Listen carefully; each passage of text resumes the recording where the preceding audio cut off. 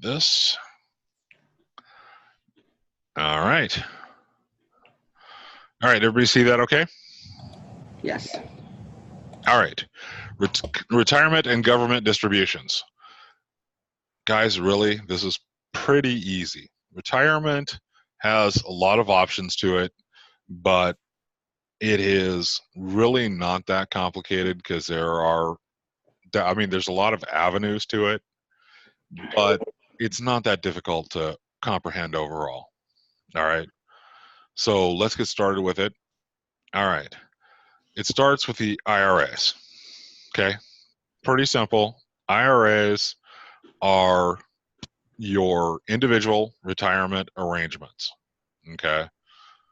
Most people have no idea what IRA stands for. Okay. That is literally what it stands for. Individual retirement arrangements. It's a savings account. Okay. They pay interest. They pay interest at sometimes a pretty good rate, sometimes a not so pretty good rate. Okay. It'll depend upon the actual service that they use as the provider for it. Now, it is really great if your retirement is from a reputable one. Sometimes they use less reputable ones. Okay, and this would depend upon the one employed by your employer because they actually hire out and set up the IRAs from the employer themselves. Okay, sometimes they use something like Fidelity, things like reputable companies to set it up, reputable investment firms. Sometimes they use some less reputable ones, and it reflects in the return on investment. Okay, honestly, that's the truth. And IRAs have two basic types. The two most common types are traditional IRAs and Roth IRAs. They only have one major difference. Traditional IRAs are deferred tax. They are done with pre-tax dollars. Roth IRAs are done with post-tax dollars. So what does that typically mean about the income on the other side? Okay, anybody have an idea? It's already been taxed. It's already been taxed on the Roth IRA, so it pretty much comes out tax-free. Traditional Even the IRAs, interest, all the interest. on it Yeah, also? that's the idea. That's the idea of a Roth IRA. You don't pay. I just wondered because, like, if we sold something, you know, you have to pay capital gains. Doesn't make a difference on a Roth IRA. If it works the same thing with a universal life. If you are now using the post-tax dollars, you don't pay taxes on the other side. Okay. On a Roth IRA, you're using post-tax dollars, so it is considered tax-free. Okay. On a traditional IRA, it is using tax-deferred dollars. Okay. And that's the important key there. It is a tax-deferred, which means you're putting off the tax. Okay. Doesn't mean tax-free. You are just putting the tax off. Okay. So that comes out in the end because here's what's really important. You know what the tax structure of the world is today. Okay. When you're retiring, do you know what the tax structure of the world will be? Nope. You have no idea. Okay. You know what the tax structure is currently, but you do not necessarily know what it is 10 years, 20 years, 30 years down the road. Okay. So you don't even know what loopholes will be available to you. You don't know how you'll be able to handle your taxes. Nothing. Okay. It is up in the air. So as a result, would you rather have something that you know today and have paid your taxes today so that it's tax-free down the road? Or would you rather have something that, great, you don't have to pay taxes on it today, but you have to pay taxes on it based on whatever the taxes are down the road? Good question. Okay. Right. And most people do not know that. Okay. Most people think that the 401ks, which are your traditional IRAs and that sort of thing, 401ks are typically the most common ones you have. Okay. And I hate to tell you, but unfortunately, they usually are not that great. Now, there is an exception. Everybody know what the exception is? Mm.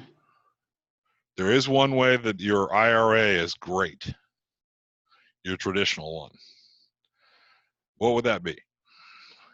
Your boss puts money into it usually. There you go. What would that be? They normally match it. They do what's called a matching. In other words, if you put in a percentage, they put in a percentage. Right. And there's usually a set amount that they're willing to do. They're normally willing to do, say, 3%, 4%, that they'll match up to 4% of your contribution into your IRA or 401k. And at that point, great. Honestly, for those people who say, well, I don't have person actually sane or what?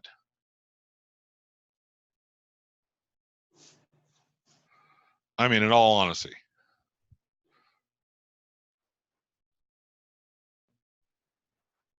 I mean, think about it. If your company is able to match anything, okay, if they match, why would you not contribute that 4%? Right. It would be dumb not to. You would be absolutely insane not to.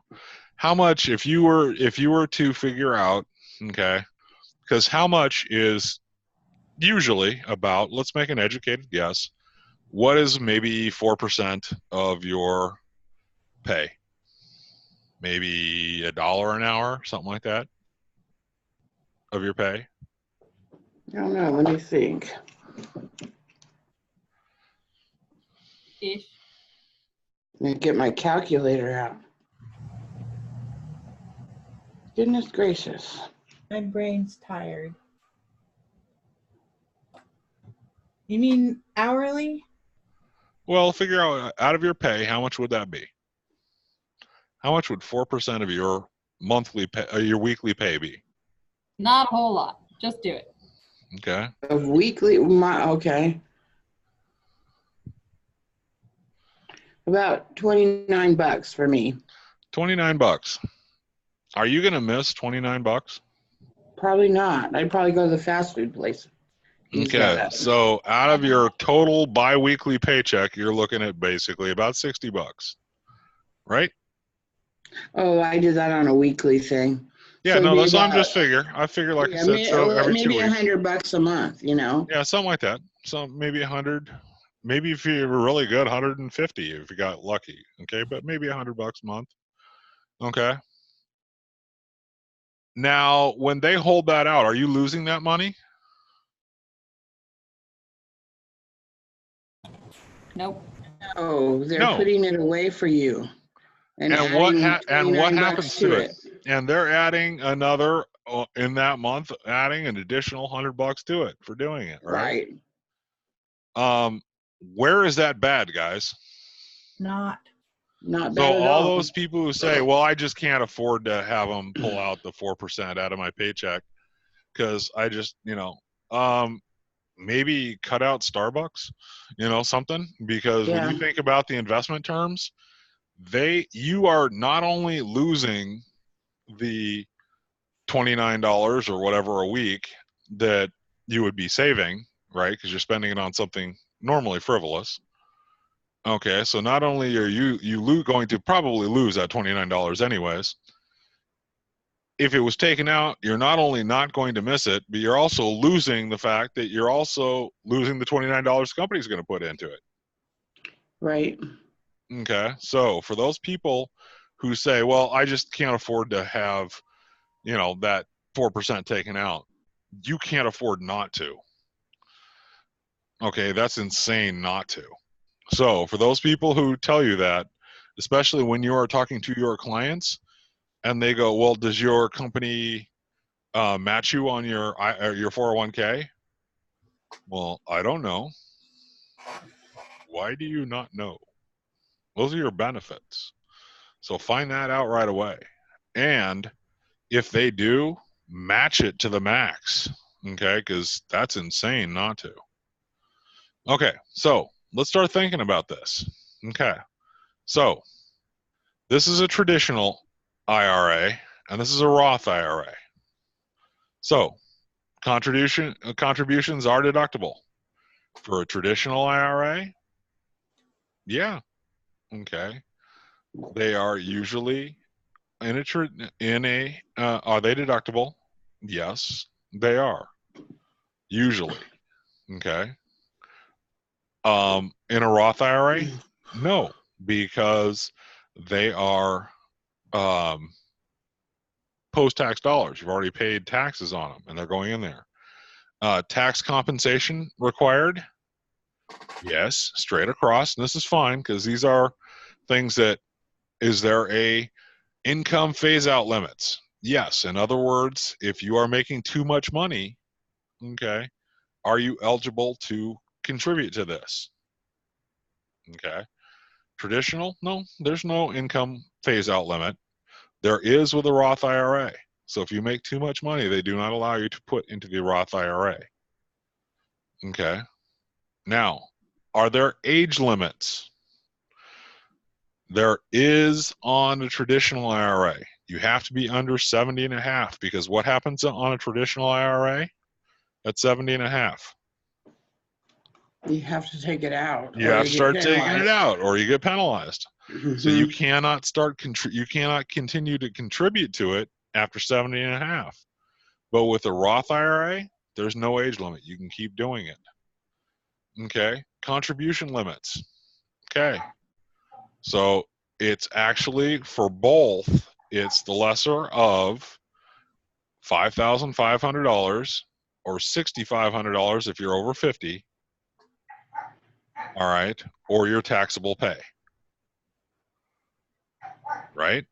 Mm-hmm. So if you make less than that, whatever your taxable pay amount. Okay. So, gotcha. All right. And the contribution time frame. Now, here's what's interesting. All right. What's amazing about an IRA? When can you actually stop contributing to an IRA and not have it affect last year's taxes? Not have it affect the taxes? Due date. When is it? April 15th. April 15th. Mm-hmm. Did you realize this is one of the only things you can do after December 31st? Yep. And actually have it save you on your taxes? I've taken advantage of that a couple times.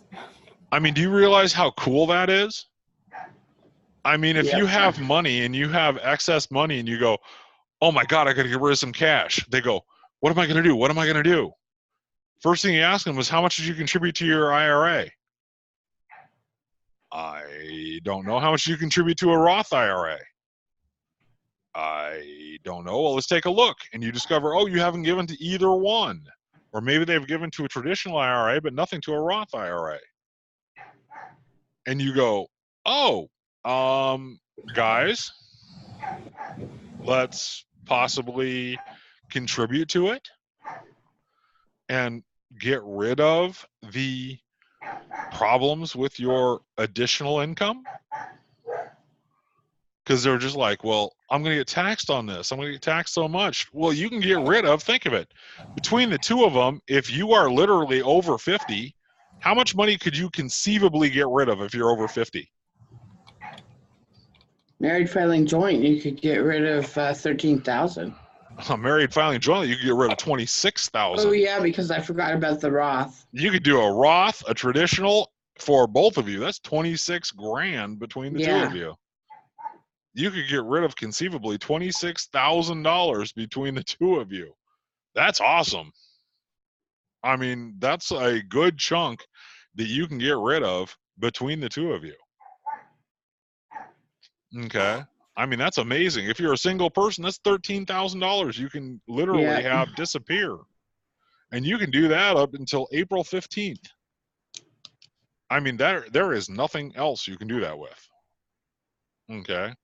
So getting rid of up to $13,000 for a single person or $26,000 for a pair of you, I would consider that awesome. Okay, now distributions taxable. Okay, think about it. Yes, in the year received. Well, that's not so great. How about no? It is not taxable. Now, it must meet requirements, but that's fine. All right. Now, are there exceptions to the taxable distributions? Yes, you could do a trustee to trustee transfer, a rollover. Okay, these are all the same things so that it's not taxable. Well, we know these things. Okay, we know you can roll over an IRA from one account to another. Okay, you can transfer it ordered by divorce court. All right, this happens, so it makes it non-taxable. Okay, that makes it non-taxable for those periods. Okay, when some of these things happen. Well, that's fine. That's what we expect. A rollover, a 60-day rollover. All right, that's moving from one company to the other. You have a rollover. Great. So you move it over to a different one. You transfer it from one account to another type. Okay, that's great. If you have a divorce and there's a court-ordered transfer, fine, no problem. You transfer it over to the other one, not a problem. No taxes paid during those times. Okay, those are the examples of an IRA and a traditional and a Roth IRA that make them amazing in certain cases. But the most important ones are the distributions taxable? Yes and no. Yes for traditional, no for a Roth. And honestly, are you going to ever allow you to have to take out the Roth and make it taxable? No, you're going to do everything you can to make sure that it's tax deductible. Okay. So, is there a required annual distribution? Sure. Age 71, 70 and a half. And that's an important number to remember. At age 70 and a half, the traditional IRA has to start, but there is not one for a Roth. Roths, I think, were mainly created because they wanted a different form of the of the traditional IRA, but they wanted it with a whole lot better terms. Okay. Now, it starts no later, and this is important, okay, no later than April 1st of the year after reaching 70 and a half. Okay. That's really important. And then every year by December 31st after that. Okay, that's when they actually are required to do their minimum distribution. Remember, the year April 1st, the year after you reach 70 and a half. And then December 31st, every year after that.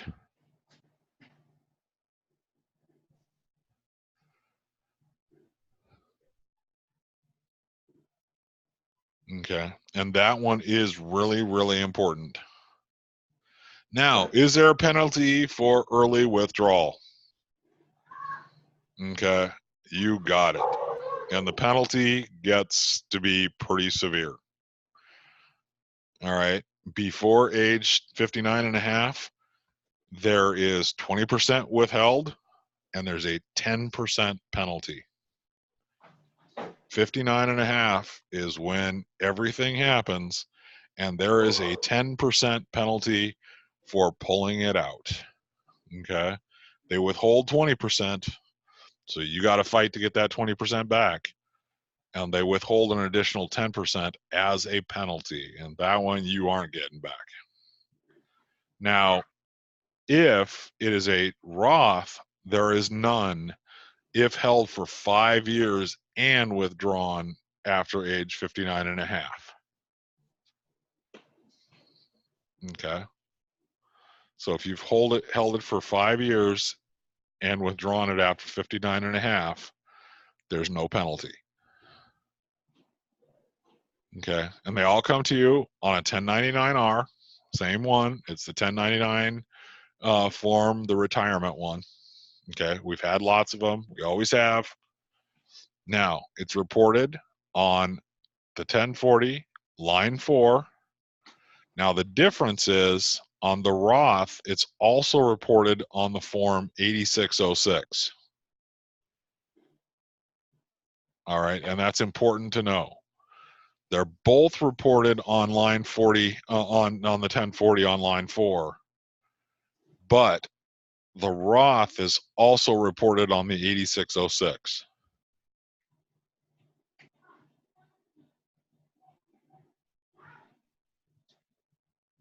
All right. Now, are loans available against it? Because if you think about it, your like your life insurance, you can actually take a loan against it. You can't take a loan against a 401k. You can only actually take a distribution against it.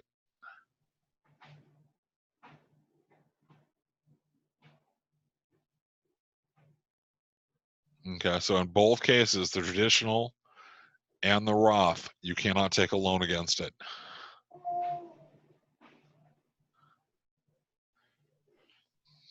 How come we can't see you, Ryan? Oh, what's that? We can't see you. Are you? Oh, I'm on my laptop today because Oh. I'm actually in my thing, so I'm on my laptop, so that's why the camera on this one is not my normal one. So okay, that's okay then. All right, the 1099-R. This is what it appears on.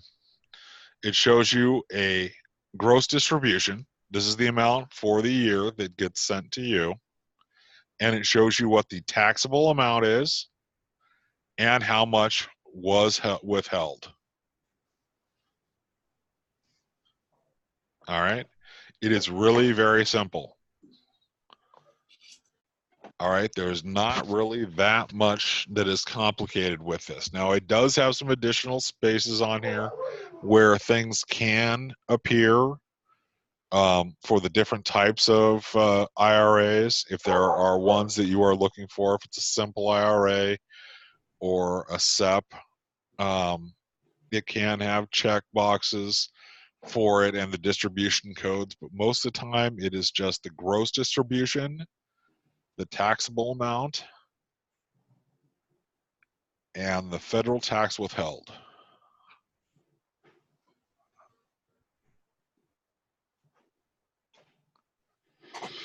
All right, everybody see that? Mm-hmm. All right.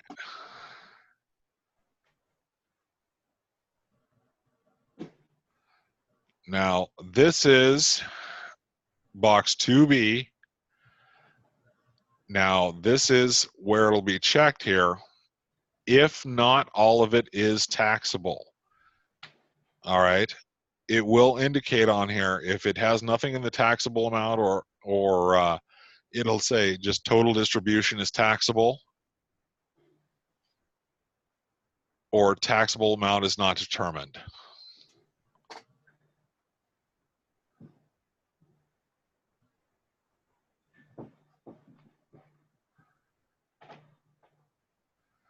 Okay, and if it has the distribution codes, okay, these are where it indicates if it was withdrawn early or if there was amounts withheld or any of the issues as to why it was withdrawn. So the box 7 distribution codes include early distribution, no known exception. So in other words, if by exception, it means when you pull out a 401k, what can you do with it?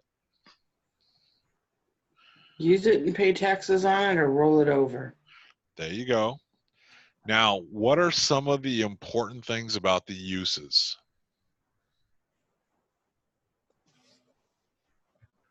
Any idea?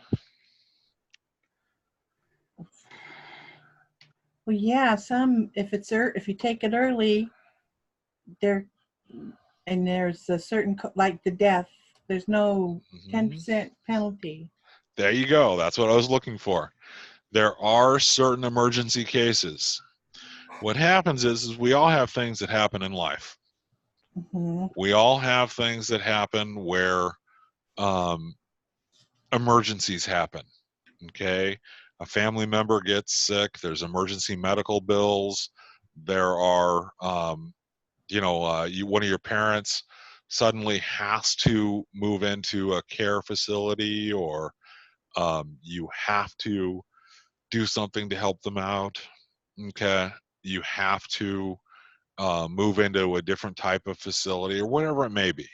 Okay, if there is an extenuating circumstances, and there are only a few of them, okay, they're considered hardship cases, and you have to take a withdrawal against your 401k, you can get an exception. The exception allows it to, be treated just like it was an emergency, and that even though it is taken out normally with a penalty, because of this, you don't necessarily have to take the penalty. Okay? And they will actually, it's best if you have determined it for them in a sense, if you've sent in the paperwork for it initially, but they have to more or less indicate it on here, and you're going to have to justify it at the time you do your taxes. So in other words, what that means is you may have to include a letter to the people that you are pulling the funds from, and that's normally your financial institution that handles your IRA. And that may be Fidelity, that may be I'm trying to think of, for whatever reason, the only thing I can think of is Fidelity. But anyways, whichever firm is actually handling your IRA, you would actually have to notify them that there may have been a hardship. Okay, and that would allow you to possibly have it so that no exception was noted, that an exception was noted, and that no withholding was taken for it.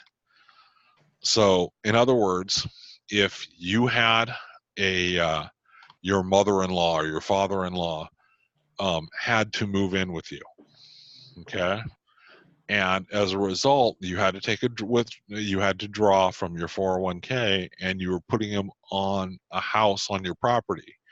To do so, you had to buy your house, okay, or you had to build a second house. Well, in a lot of cases, like in our case, we actually had to put a mobile home on the property with us. Okay, we had the land for it when I was much younger. We had the land for it. So we actually allowed my grandmother to move onto the land with us. To do that, there was the expenditures of the land development and all to move the mobile home onto the property. Well, my parents took a distribution from their 401k to do that. Well, as a result, they had to show that it was an emergency situation, that my grandfather had just passed away, and that she was on her own, and that she was elderly and could not be on her own. And in doing so, they didn't have to pay the additional withholding tax. Okay. So that's where this code comes into. And it ended up with an early distribution exception applies. Okay, it's a code 2. Now, if there's a disability, the same thing is put in there. It's a distribution because something happened and they became disabled. Death means it was a distribution and the death of the person occurred. So they're distributing to either a family member or even the spouse or something like that. So it was going out to them. Normal distribution, code 7. Okay, Box 7, Code 7, normal distribution. That means pretty much every withholding and every tax is going to be withheld out of it. Direct rollover. This one's really important. How often do you roll over your IRA? Not very often, but it occurs whenever you switch companies, right? Mm-hmm. So you're going to probably just roll it over to a different company. So it is a direct rollover. They will notify, you will contact your new employer, and they will set up their new 401k, and they'll contact the previous one, and they'll get all the information between the two of them and say, okay, I need to move over the funds from this 401k to our new 401k. And at the end of the year, you're going to get a statement. You're going to get a 1099-R from the actual company that your 401k was held by, saying this money came out, and it's going to have a code G. And the code G will mean that it was a direct rollover and you never touched it, saying from your original account at this company, it was rolled over to us, and it is now a continuation of the same account you had over with this company. Okay, it's really pretty simple. It's not really hard. Am I losing anybody on this one? Nope. Nope, you're good. All right, we good? All right. Yep. You All right. are good. All right. Now, there is a couple of different ones. These are ones where it transfers over, but it's from or to a Roth. Okay, so early distribution from a Roth IRA.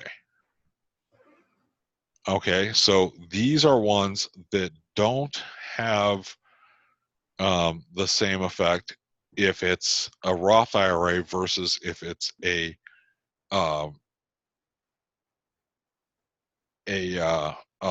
traditional IRA. Okay, so it has to indicate that it's from a Roth IRA because those are handled differently. Remember, they've already been pre-tax dollars. Okay, so it has to indicate that's an early distribution. Now, what is the difference between an early distribution and a qualified distribution for a Roth IRA?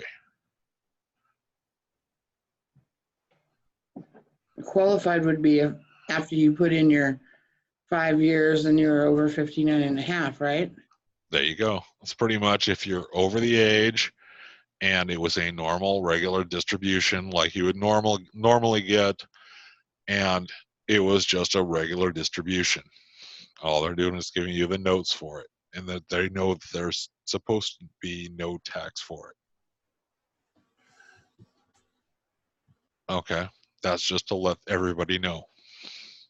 So we wouldn't be going, this is wrong, you have to have withholding. Yeah, there's no tax for it. Okay, that's why you have to have that indicator on it. Yep. Okay. Otherwise, the IRS really gets upset. Okay. Mm-hmm. Now, if there is one that's a Roth IRA that it says exception applies, it's because they're getting it out early and they weren't able to hold it for the 5 years, but there is an exception or something for it. So these are the important codes. You have to know these codes. Not really in detail, but you have to kind of understand them a little bit. All right. Now, when it comes out, this goes on the line 4A. Okay, this is the actual amount here. This is how much your distribution was. This is on line 4B. This is how much is taxable. Remember, line 4B says how much is taxable, okay, of that distribution.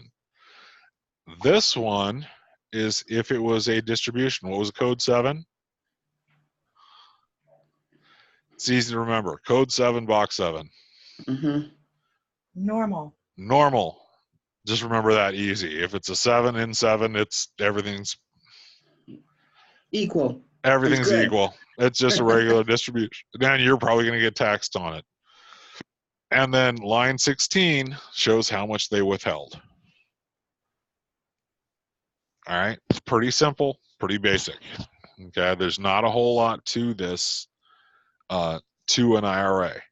So let's find out what we know. All right, Maureen is 60 years old. Now, what's important about that?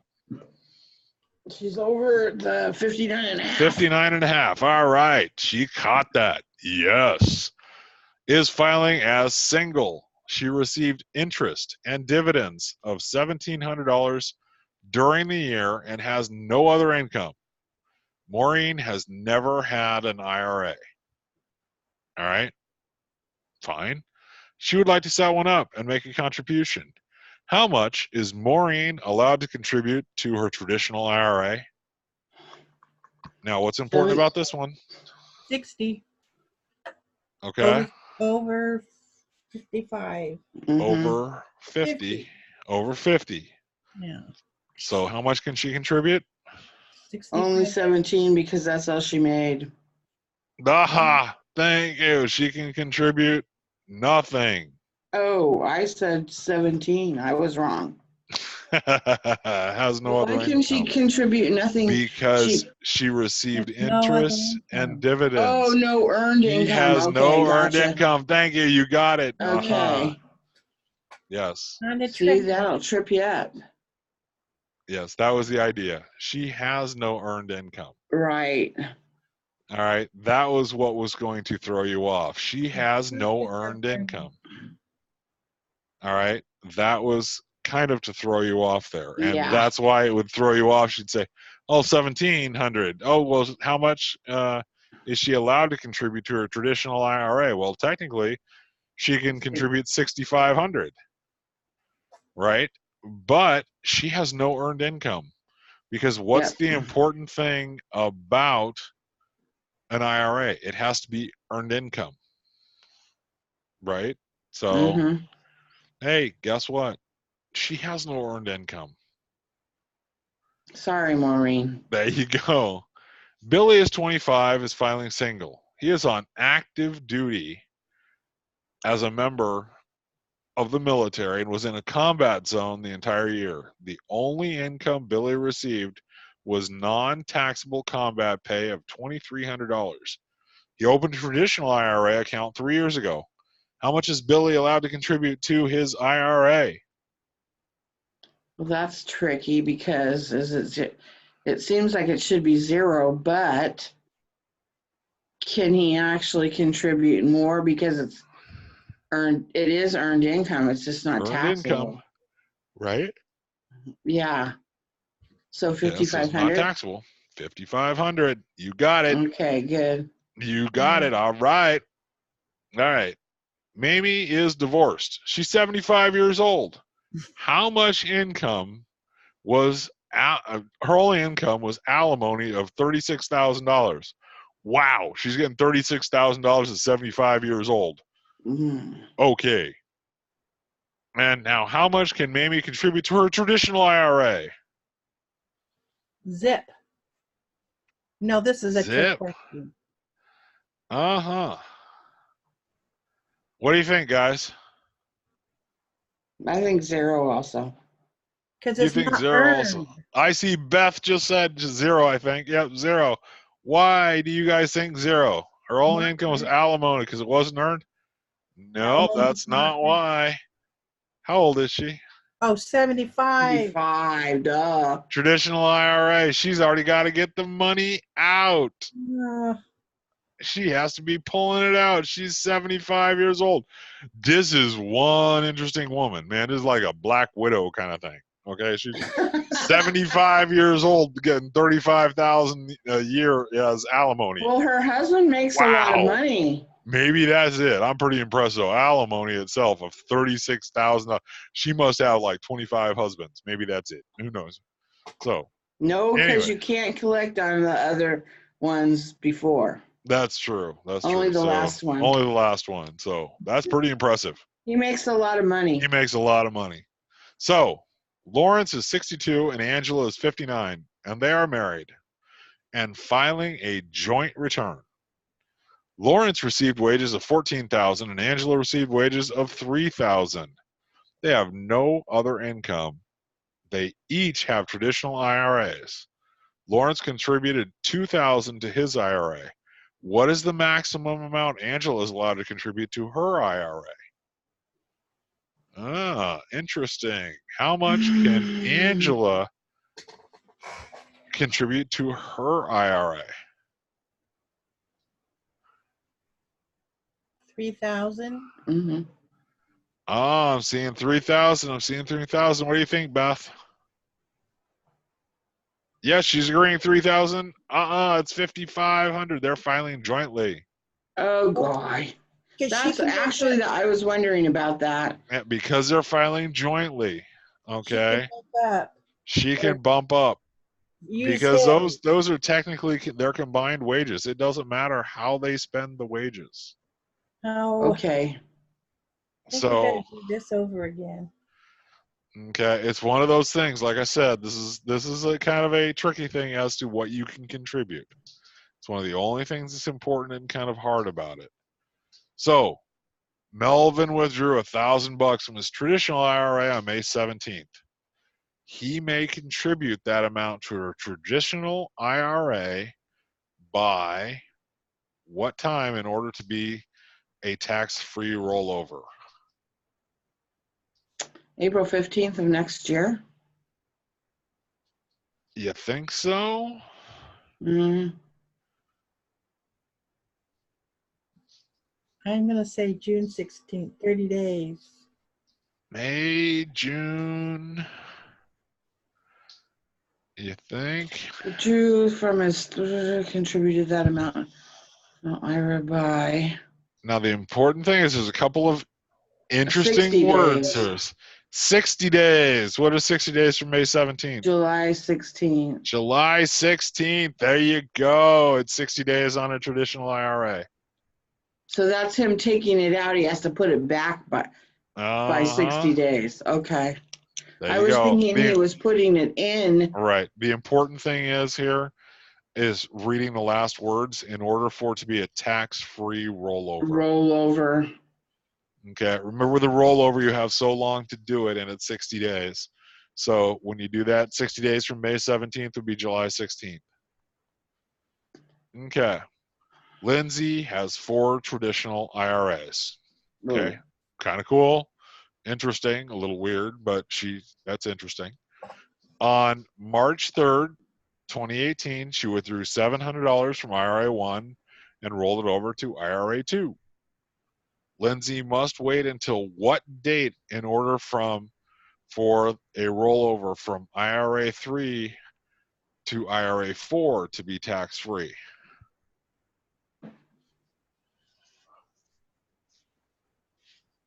Interesting. 4 traditional IRAs. I know there's a time frame, but I'm not sure what it is. I know.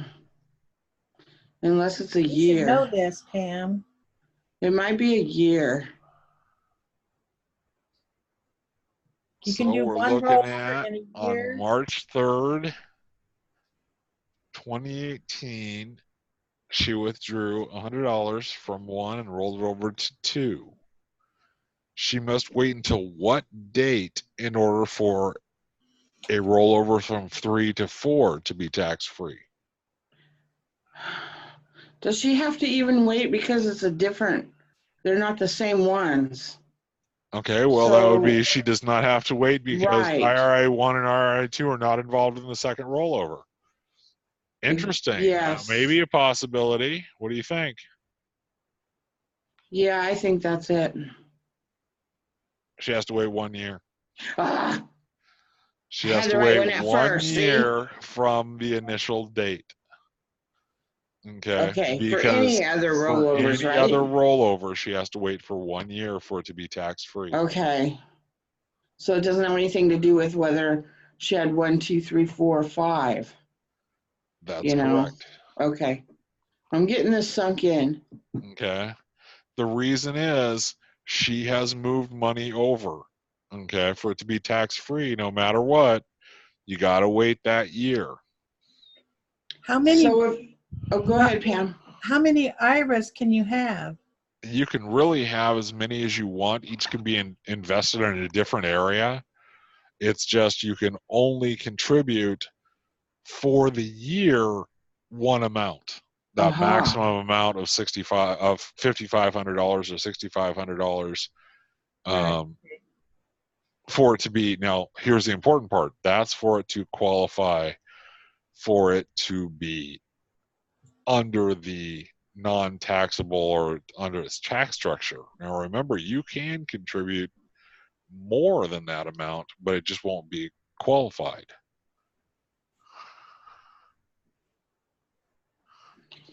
So in her case, if she wanted to roll it all into one, she would have to wait like 3 years to do it.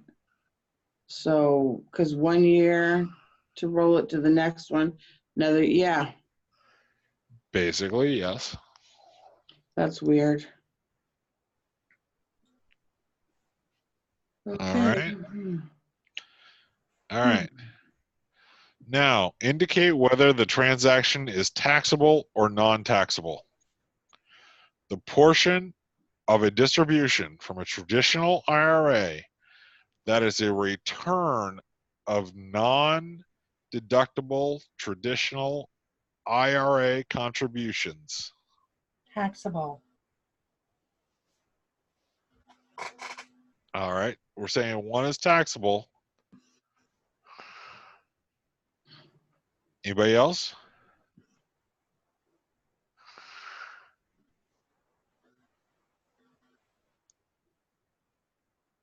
I've got You're one taxable. You took out money and you're returning it? It's a return. A portion of it.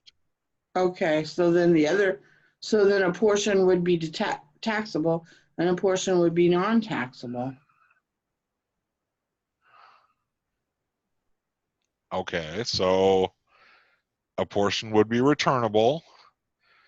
So would that be taxable?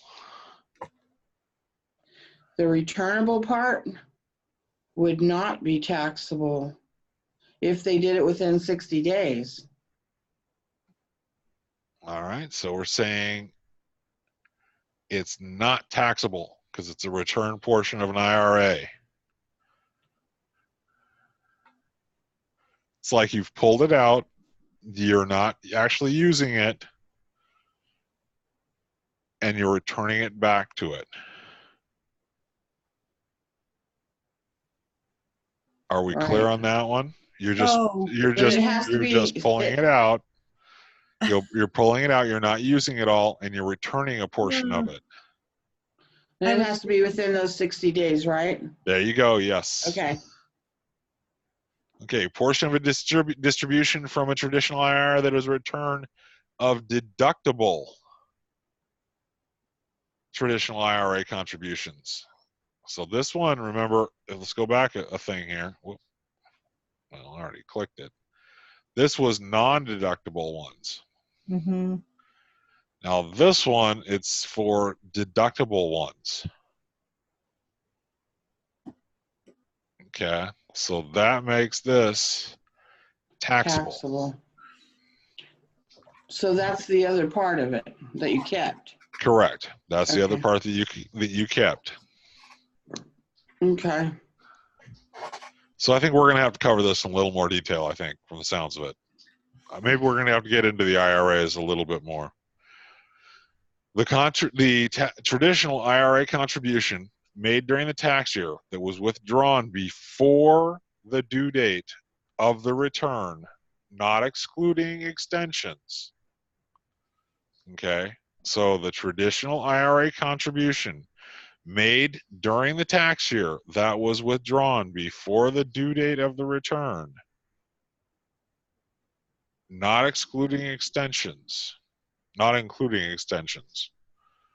So if it was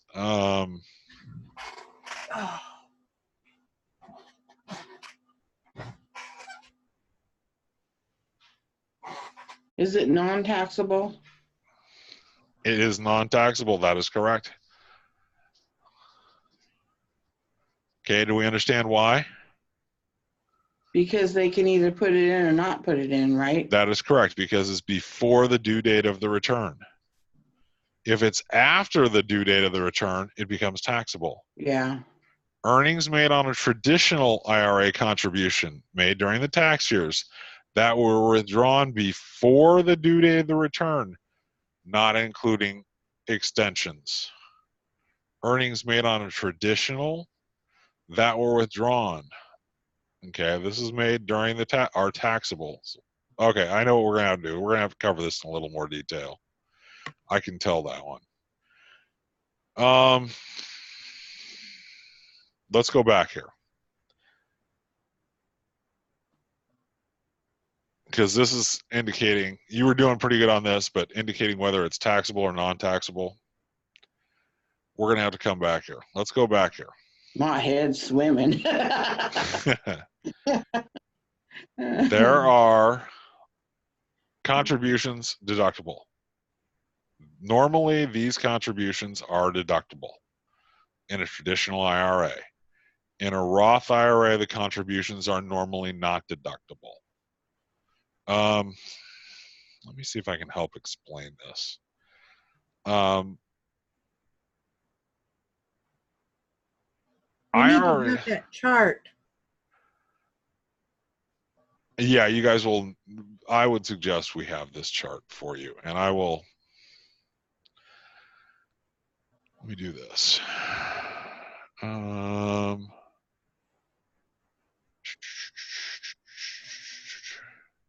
Unless it's in a book.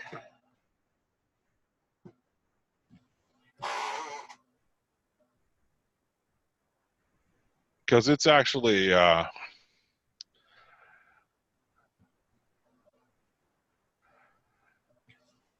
We might have a chart on the IRS website. yeah, I'm trying to see here, because this is the one area, it's a little more complicated because the IRAs,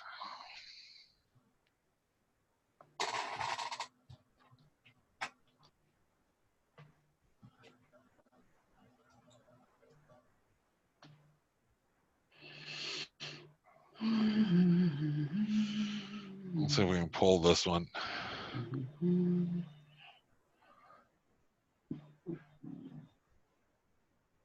I'm going to pull this up and let you guys have this. Let's do it this way.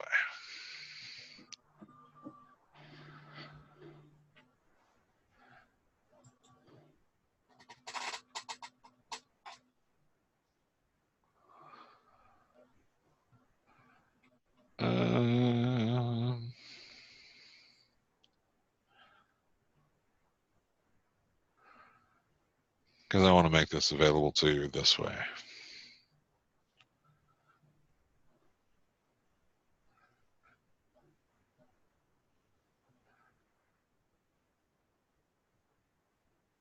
No.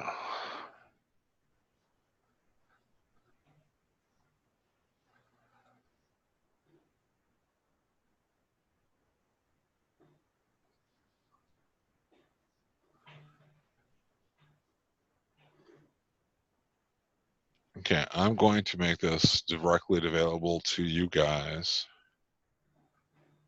through here. I'm going to actually put it into the chat room for you guys, so you guys can download it directly. Because I know this one's hard.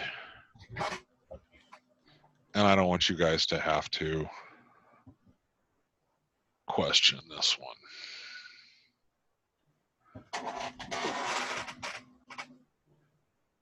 All right.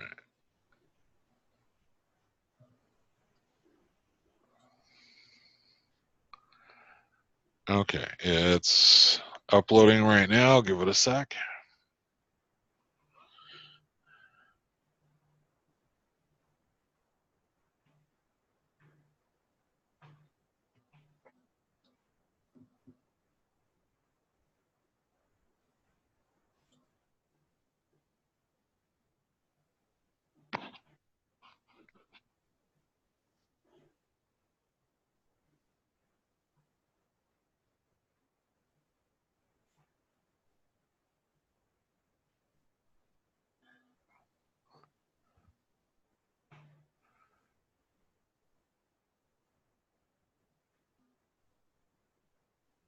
Okay.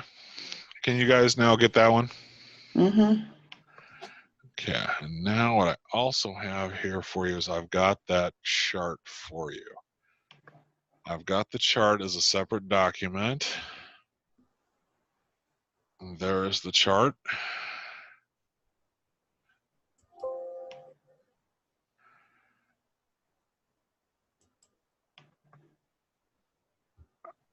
And actually, I've got one other handout I want to give to you too. This is Social Security and income when it's taxable and when it's not.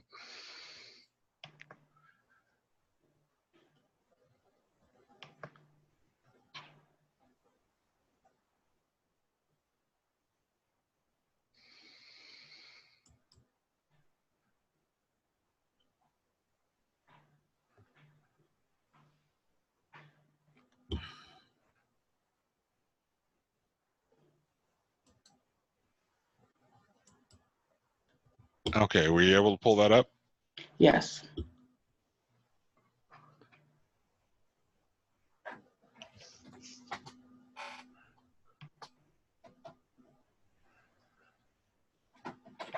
All right, excellent.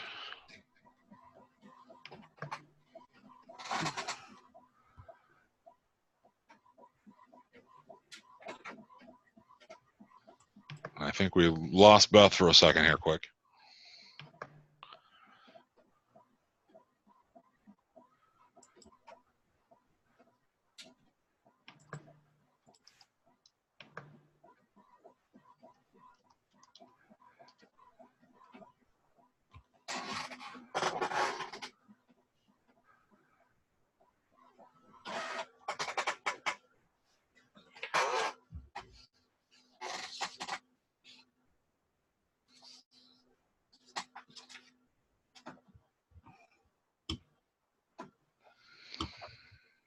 Whoops. What's this?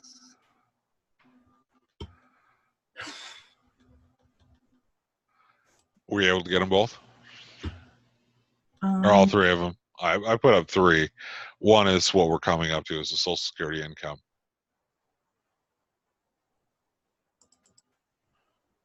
It's part of what we're about to get into. I can't get this one to open. Just a minute. Which one is?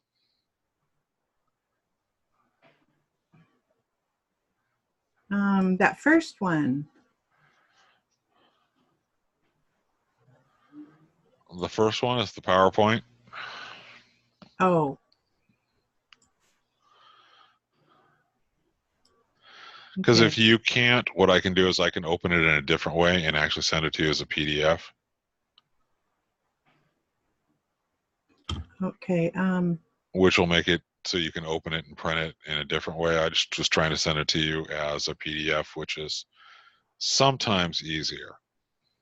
Okay. If not, let me. The other two and printed.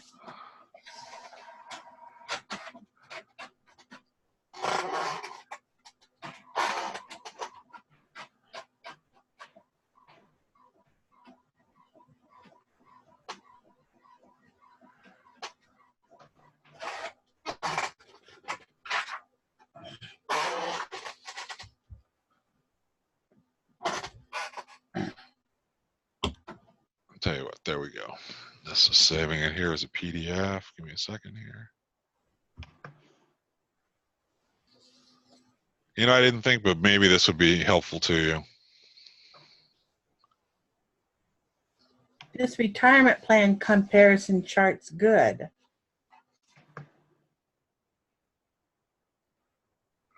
Okay, that's the PowerPoint.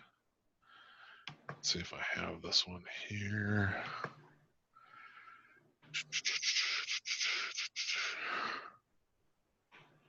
Where did you go to?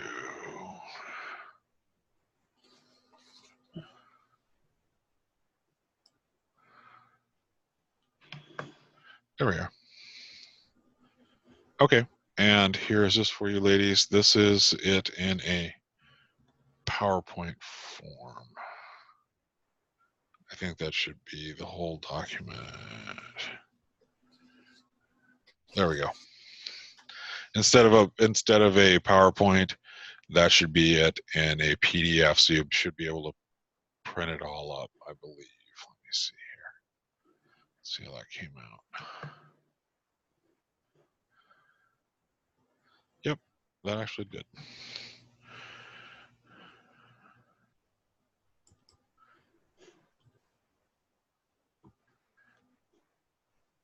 Oh, okay. Did that open up better for you? Yeah. I don't think See, want- I aim to please. Yeah. That'll work. I don't want to print it all out now. But, okay. Thank you. Is that a little bit better? Yeah. For me, anyway. Okay. So now you'll be able to follow along with it.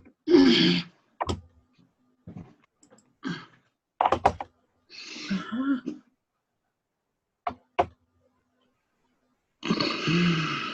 Can you print it, Pam? No, I don't. My printer's still in a box somewhere. Okay. Maybe after this weekend. You got to schedule the printing. There you go. Yeah.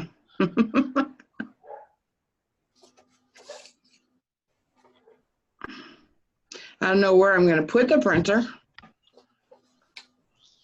On a shelf on the wall. Probably. There you go. All right, so now let's get back to where we were here in this sense. And actually, I think I have this now opened up twice. So let me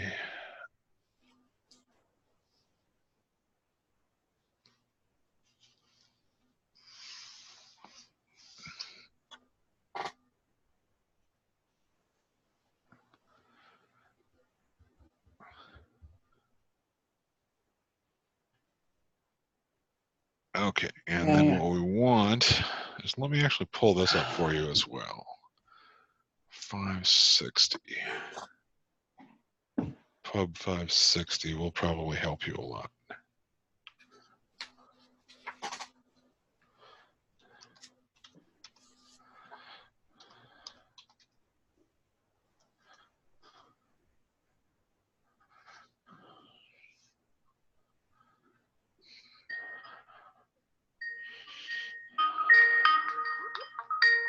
Somebody's wondering.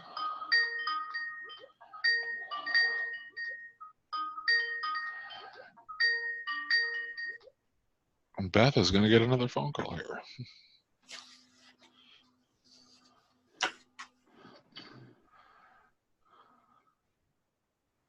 Was that a ghost behind you, Pam? Yeah, it's the ghost of Alyssa. The ghost Come here, of Lizzie. Alyssa. Come here, Lizzie. This is my granddaughter, Alyssa. Hi, Alyssa. Hi, Alyssa. She's 8 years old. You're pretty She's my cute. youngest. Her brother came in here and stole our chips. Uh-oh. Oh, man, that's And not fair. I know. That Last is time- not fair. Last time I got myself chips and salsa, and he came in here and he goes, "Can I have some?" I go, "Yeah, but leave me some." And he eats all the chips. Did he leave you Left some me salsa? no chips to eat my salsa. That is not fair. I know. Oh, well, it's life, right? The kids, they always get what they want. Well, mostly, Mostly. yeah. Grandkids do. Yeah, grandkids, because, you know, they can go home, but not here. They're already home. Oh, Sorry, that feel was sorry for their mom.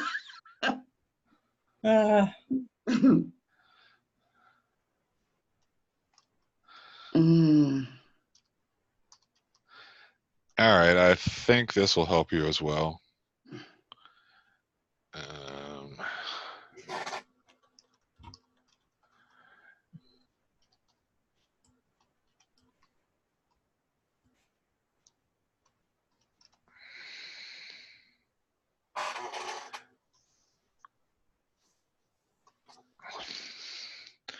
This is the actual publication on retirement plans.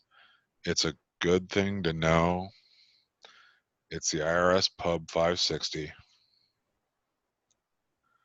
There we go.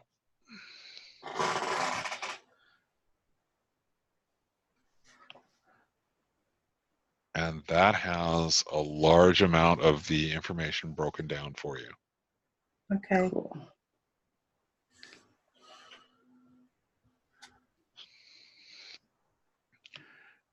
As a matter of fact, let's open up that publication for a second.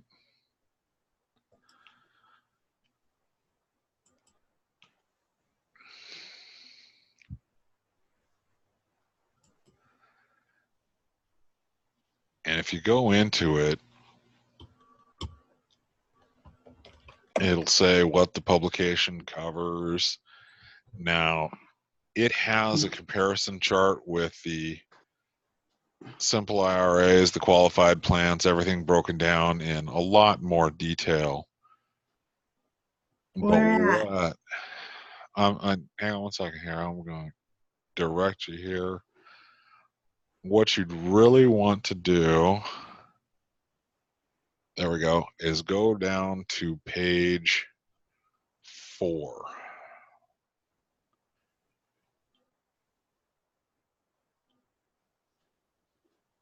And it is going to get into the simple plans. Oh, page 4. And once you get into it, it'll have the definition of the simple plan. If you go over that definition, that'll basically give you the stuff for the simple plans. For the SEP plan, it is page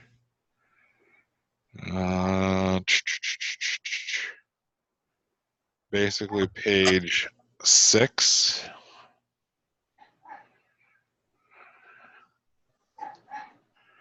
That's simple and that's SEP. And then finally, those have a lot of the definitions. Okay.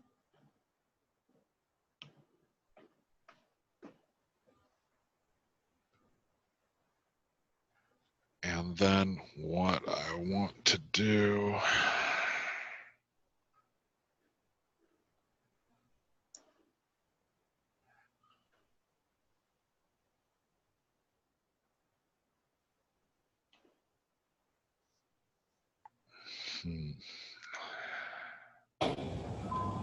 see, there are a number of other plans which there are another of, see, IRAs, we have a lot of people who contribute to them.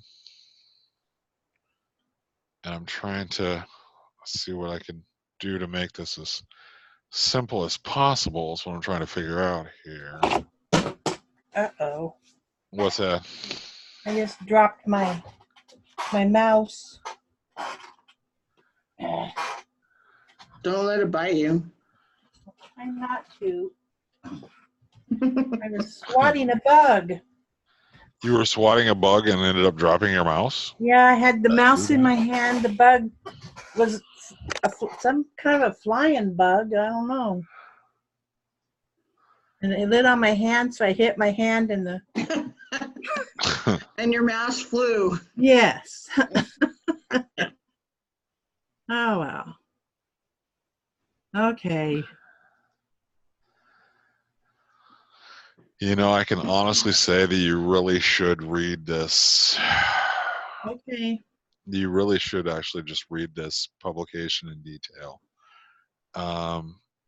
Because it would help you out a lot in understanding.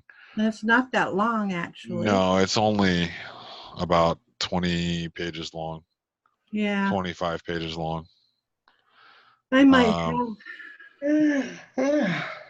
something. And I'm sorry, it sounds like it's, you know, it's really not that bad, but it would probably help you a lot in understanding the basic tax plans, the IRAs. Uh-huh. There was a bug. She saw a bug. It was scary. Yeah. You wanted to know why I was hollering. I didn't know I was. She panicked. Ah, So that would probably help you a lot in regards to the IRAs themselves. okay. What types of plans would help them the most, which would understand what is taxable and what is non-taxable. Let's see if Beth gets back on here in a sec. I'll explain that to her as well. You know what? Tell you what. Let's do this. It's almost 4 o'clock. Let's take a few minutes break Sounds good. because it sounds like Okay. you guys have. She has flying bugs. So let's Yeah. take a few Yeah. minutes break and then we'll come right back to it. Okay. Flying Alrighty. bugs and Let's take who knows? 15 minutes. Okay. Sound good? All right. Yep. All right. So that means Get up. 10 after 4. Oh, I didn't mute myself.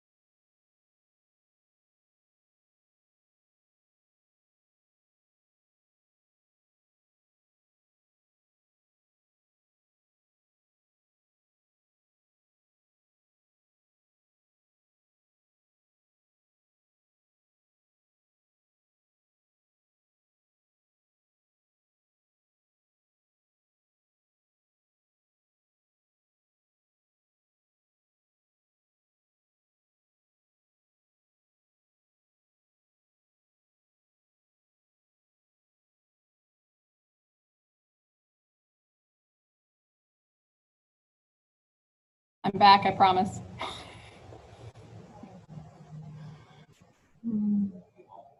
What? Oh, did I turn? I said I'll come back then. Oh. I You're think I have. busy, aren't you? Well, I was talking to Cindy also about some of the changes that happened in the office while she's been away, and so the phone has been glued to my ear. And then I talked to James, and then he's here talking to somebody. It's like, eh. And then I'm getting calls from people who. Is Cindy back working? No, she's not coming back until 9th, I think, of October. So I want to keep her Will she updated. be at Lancaster then? During tax season, yeah. But she'll come back with you at the 9th. Yeah, up at I mean, up at at commercial. your office. Yeah. Okay. At the moment, we're sharing Not muted. desk. So I just wanted to let her know that where things They look can hear us. because I'm not sure she'll be able to find things. I completely rearranged the office. Like I brought my tools in, and like cubicles are in all sorts of other places, and I rerouted a wire to move the. You brought your tools in, Beth? I did, yeah. I don't know if you can see them on the floor there. Maybe not. Have you figured out that you're a DIYer yet? I am too. Wow, be very afraid. I know just enough to be dangerous. No, you know a lot more than that. Well, Are I'm you on a- the set building committee at the theater. Huh? I'm on the set building committee at the theater. I like to build me some stuff. Yeah, it was interesting. I was like, hey, you know, I wanna come build some sets and strike the set and stuff. And they're like, well, all right. And I show up there, and I'm sitting in this group, and they're like, well, who wants to use the skill saw and cut these up, I don't know, hunks of plywood out? And I look around, and nobody's raising their hand. And so my hand shoots up, and then he looks at me like, okay, have you ever used one of these before? And I'm like, are you kidding me? And so I go out there, and I cut these angles out, and I throw them down on the stage, and I'm like screwing them in. He comes over to inspect, and he's like, oh my gosh, you even know how to screw them in so they don't go through the plywood. He's like, okay, good. It's funny. I was like, of course. I've had training. Self-taught. Only in theater construction. I try to do construction in my house, and I don't think it's up to code at all. I think you've done some pretty good projects. I try. Yeah. I don't know, because of theater, I know how to use all these tools. How's the kitty getting along? Oh boy. Not good. You know how you see those videos of those dogs that haven't seen their owners in forever, and they're, you know, so happy to see them after years? Well, Butterscotch, we hadn't seen him for almost 2 years, and I can't tell whether he hates us or loves us. I don't know. He goes to places that he remembered, or that I think he remembered going to before. He's hissing at the dogs. That's a normal thing. Yeah.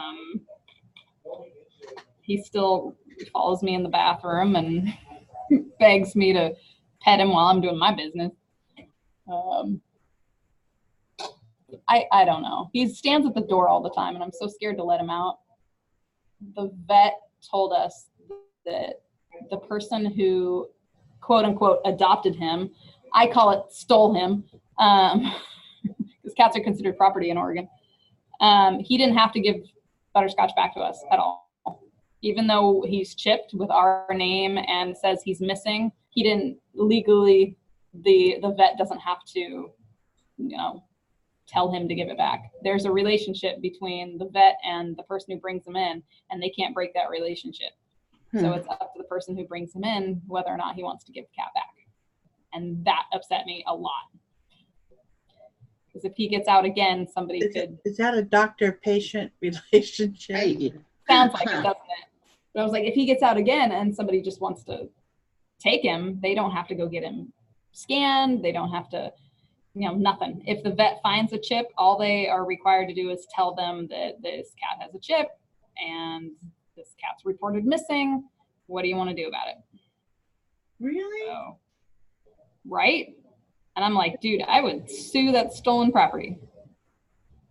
Well, yeah. I don't know. I have a feeling he's been in somebody's house for a while. They said that he was a stray and he was being fed for 3 months over at 6 minutes away from our house, drive time. No. And then she gave him away to somebody who they called it adopting, and he drove all the way up to Aloha with my cat, and that's where the chip was scanned. I'm like, why didn't you just check for the chip in the first place? Can you feel it? The chip? Sometimes. And sometimes they migrate too. If they've been in the cat long enough, Yeah. they'll migrate. Like they're put right here, like between the shoulder blades. And sometimes they can end up like under their armpit or. That smells good. So they kind of wand the cat over as if it's like stolen something, going through TSA or something. Yeah. But yeah, they possibly could have felt it. Well, it's the size of a grain of rice. So. Oh, well, maybe not. Yeah, they inject it with a hollow needle. I don't know. And I'm like, we've had him since he was 6 weeks old. Like, yes, I want my cat back. But I think he'll remember you.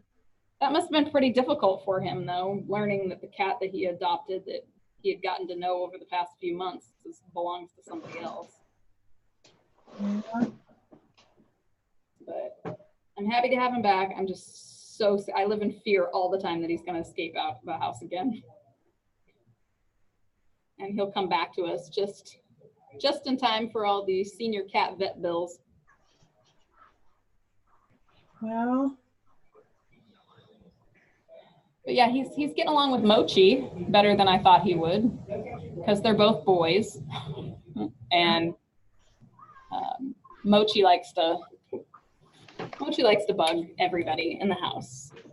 Dogs, cats, well, it doesn't matter what you are, he'll bother you. That's just the white kitty, right? Yeah, he's the flame point Siamese ragdoll mix thing with the cross eyes. You still have those shirts? Oh, yeah. I have like 14 of these. Right? Yeah. Yeah.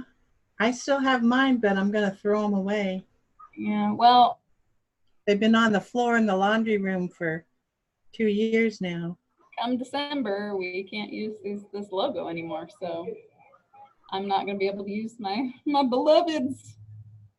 I know I have 4 of them in blue. I have 1 green, 1 yellow. So now you're going to have to wear regular clothes. Well, I did see online there's several sites that do sell Jackson Hewitt merch that have polos. Some of them in the pretty blue color. Yeah. What you mean on the JHNet or? Yeah, there's one site on JHNet, but then there's other like Cintas. The Cintas site has. Hey, ladies. And then there's a couple others that may not be legit. Okay. Well, I'm just gonna wear all my. Whatever. What's that? Oh, we're talking about the Jackson Hewitt merch. She's making fun of my old polo. I wear these every day. Yeah, we're not even supposed to wear those anymore. I thought the logo was going away in December. That logo went away like God knows how long ago. People from corporate are not even supposed to be wearing that logo. Really? Well. Yeah, we're way past that logo. We're not even supposed to be using that logo because we're not supposed to even have it. Well. Signs still have this. But yeah, I know that's because those haven't been updated yet. But all the corporate ones already have. Yeah. All the corporate offices have already been updated with the new logo. But actually, we're not even using that. We don't. You guys have our new logo, right? James and them showed you it last night, I assume, right? He didn't show it to us, but you sent it to me, so I have it. Yeah, because we actually let everybody see that we have.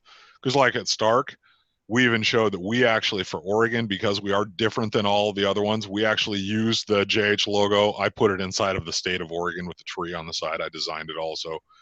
They could see when it's specifically from Oregon.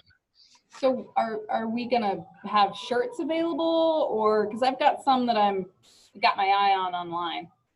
Well, actually, you can get them from the online ones with the new circular logo, or actually, Yeah, we're gonna have them. We're gonna have them available here because Shell actually has an embroidery machine. So, Okay. so she actually has. Well, because actually she can do it right away because I've got them as high definition SVG vector graphics that I've already got them created for. That'll go to her search machine and allow it to pull all the colors in to make her the embroidery one. So they don't take very long. So but will you have shirts? How do we do that? We buy, or do we buy a shirt and send it to you, or how does this work? I don't know yet. I got to talk to Frank. I don't know, because Frank actually was asking her about it on Tuesday, going, I want to have a bunch of these shirts made up. And she goes, fine, I can do it, because he wants to have a whole bunch with the logos made up, and he knows she can do it. So yeah, because I'm running out of time. So you're running out of time. Buy some online. Yeah, you can get the online ones, which is the regular circular JH logo. And we don't like have the circular one either. I found some that just have the other logo on it. Yeah. Well, we don't need to wear those shirts. You do know that. As a matter of fact, they look tacky, but that's okay. They look very unbusiness professional, so they make you look like you're walking into a McDonald's. I like them. And people know I've been wearing this shirt for like 10 years. Yeah.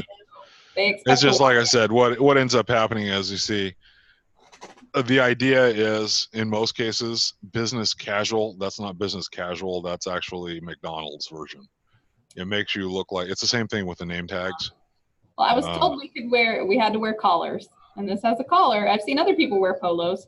Yeah, you can wear polos and whatnot. That's not a problem. It's just when you wear it with a name on it, sometimes it actually really looks. Well, most of the time my name tag covers it, but I didn't wear. Am I supposed to wear a name tag? Well, that's just it. We'll provide the name tags. We'll provide the name tags and all, but in most cases, it's like, see, I come from a business environment where it's a true business environment. In other words, ties and things like that, especially on the East Coast. I used to wear tie. And so that's actually considered normal business casual. Well, we're working with people's personal information. How does somebody know we're not just some Joe Schmo? I like to know that somebody works there when I walk in, Yeah. I'm wearing my name tag. So you can wear your name tag, and that's actually something that I would suggest if you really are into it, wear your name tag. But see, you have to have your name tag on. Yeah, I thought that was a thing. Like you had to wear your flare. I guess it all depends on what actual business background you come from. No, but I mean, like, I thought that was a Jackson Hewitt thing. Like, they want you to wear your name tag. That's not the case. In a lot of cases, they do suggest you do, but we don't emphasize the need for it. We don't actually require it. It surprises me because, again, how do you know that person works there or not? Well, it kind of comes down to their knowledge base. Ryan, when you work at Walmart, I think it's a good idea. I thought Walmart required it. Well, Walmart actually requires it when you're in the Walmart stores, yes. Walmart actually wants us to wear our name tag so that they know that it's not a Walmart employee. Oh, okay. So yes, when you're in the Walmarts, they do ask us to wear it.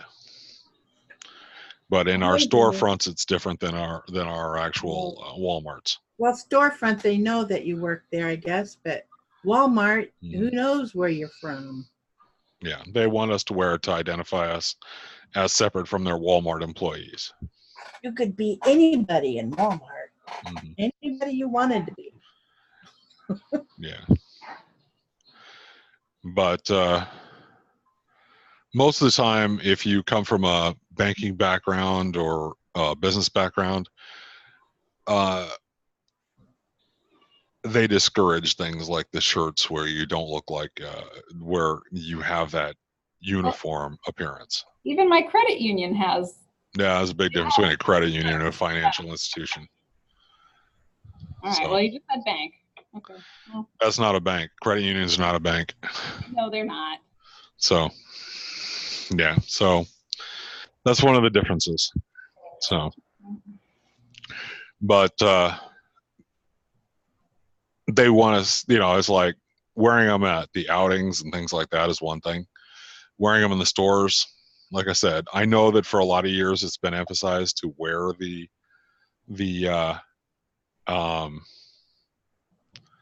wear your name tag and your logo on a shirt. That's why we've gotten away from it a whole lot, though, because it has been shown to be really more considered unprofessional than professional. So,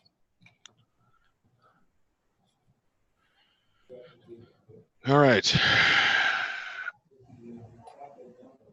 Let's keep it going here and finish this up.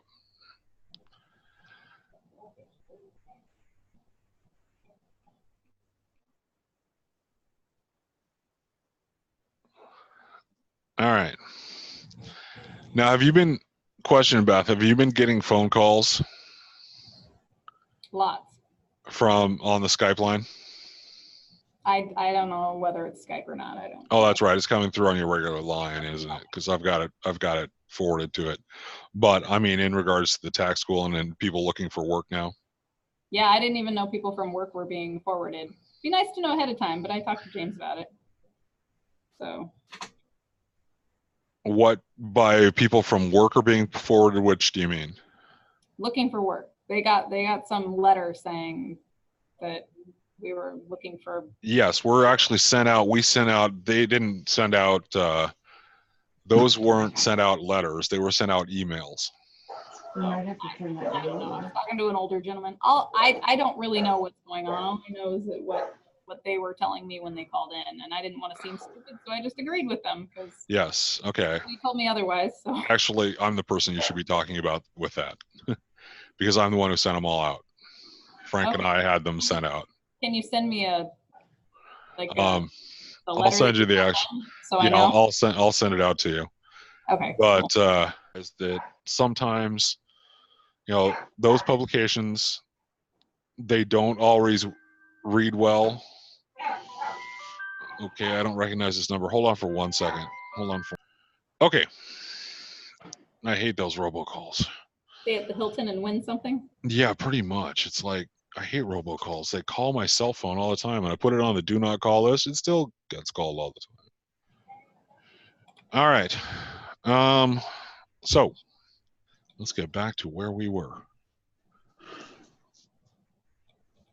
Where is that? What's that? Where we were. I've lost it. Well, what we were doing is let me go back here. The way we were. The way we were. Pretty good, Pam. Painted memories. Or painted something. Memories. Yeah. Of the way we were. That was a good movie. Yeah. It was. Except it's making us seem very old, though. Yeah. Well, I don't know about you guys, but I am. I'm older than you. I'm old. Yes, but I don't want to be considered old. You're not that old, I don't think. Do you guys know how old I actually am? No, tell us. I would guess about 47. Keep going. 99? Okay, not quite that old. I'm not even. Yeah, I give up. Evidently, y'all don't like millennials. Actually, I'm really into millennials because you see, at least them, I get to say the Jeff Daniels things where you're part of the worst generation ever, period.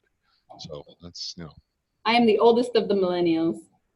In fact, most people call us zennials. Well, I'm a boomer. And I'll be even older tomorrow. You'll be older tomorrow? That's right. Frank's older today. I know, right? That was pretty funny. He said that, and I was like, oh my gosh, my birthday's on Friday. Yes, Frank is older today. Today he is 60 years old. Oh, he's young. He does not look 60. Yes, he is 60 years old, and I am right behind him at 51. Oh, 51's young. That's not behind him. You're ways. Well, I was pretty close then, Ryan, see. Yeah, but it's not, it's still. My oldest kid is right there. Yeah, well, it feels, it's like. It's not bad. It's 40s and 50s aren't bad. It's the 60s. You're starting to go, oh crap, I only might have another 10 years. I don't know. It feels, it's starting to get where I have more pills than I care to have. Well, and I agree because of the way, for myself anyways, I decided that I didn't need to lose weight. Well, yeah, now that I'm older, I feel like I did. I should have. Yep. A long time ago. That's what I'm doing. Yeah, I'm in the thinking process. Yeah, I'm doing it because I just can't possibly staying this way. Yeah, I could maybe get another 5 years if I did. So. Well, I'm just tired. I'm tired of the feeling in my hips. My hips and knees, in my back. The arthritis. Yeah. Is enough for me. I know, because I can walk maybe 5 minutes, or stand up 5 minutes. So now I'm taking those little shopping carts in the store. It's kind of fun. What, the electronic things? Yeah. The scooters? Oh, no, thank you. I'll when I do that. I can't do it if I don't. I cannot stand up that long. Yeah, no, I can walk around the store for all that time. As long as you can, you should. Yeah, no, I'll walk around the store. I may have to push a cart once in a while, but hey. Well, my CSAs talked me into it this year, and it actually has helped me a lot. And they also talked me into taking a wheelchair at the hospital, at the airport. Yeah.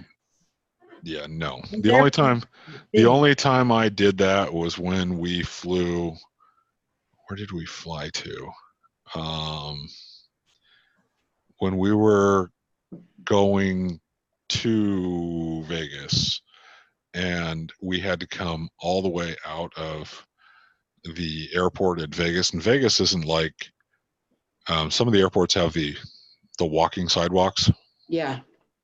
So where you can actually, they're a moving sidewalk. They're not so bad.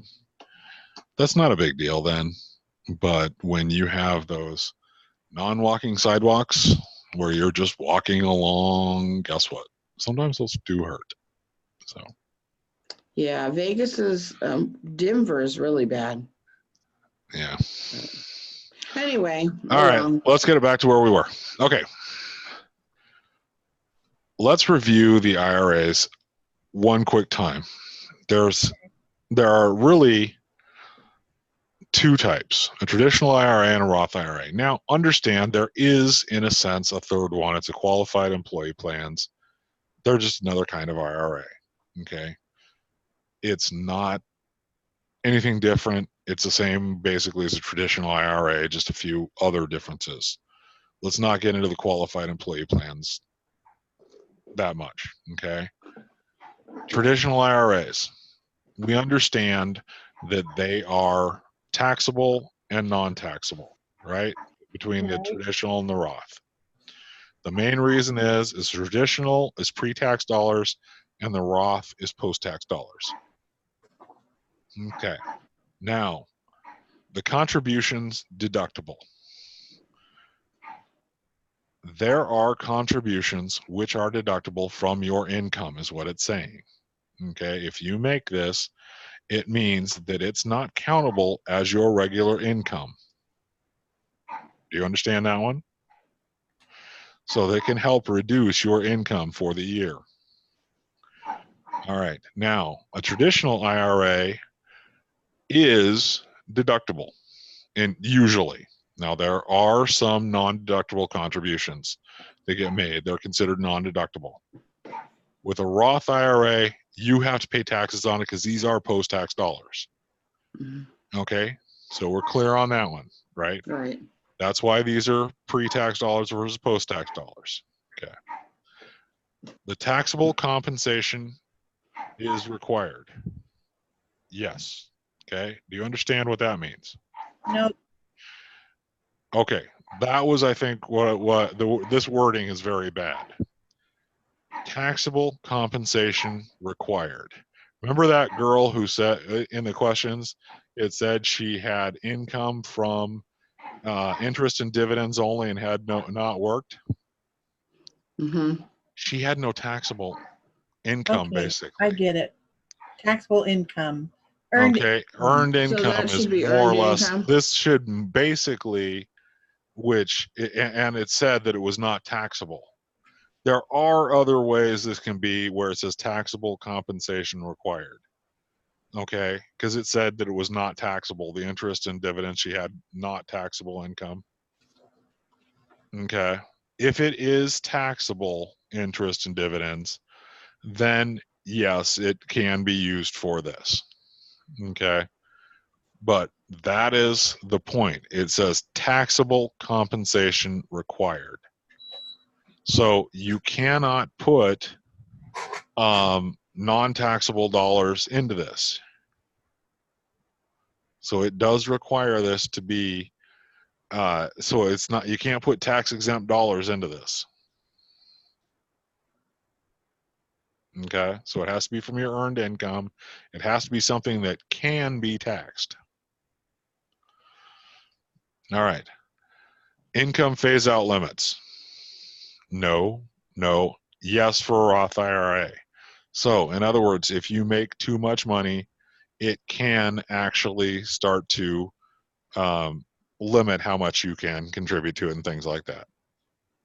Okay, so don't worry about the income phase out limits yet. I'll explain that in some detail. Okay, but age limits under 70 and a half. No age limit under 70 and a half. That is the most important part there for when you can contribute under 70 and a half. And the reason is you have to start taking it out at 70 and a half. Okay. Contribution limits, lesser of, and this is what it's saying here, lesser of 5,500 or 6,500 if you're 50. Okay, she's gonna get another phone call here in a second.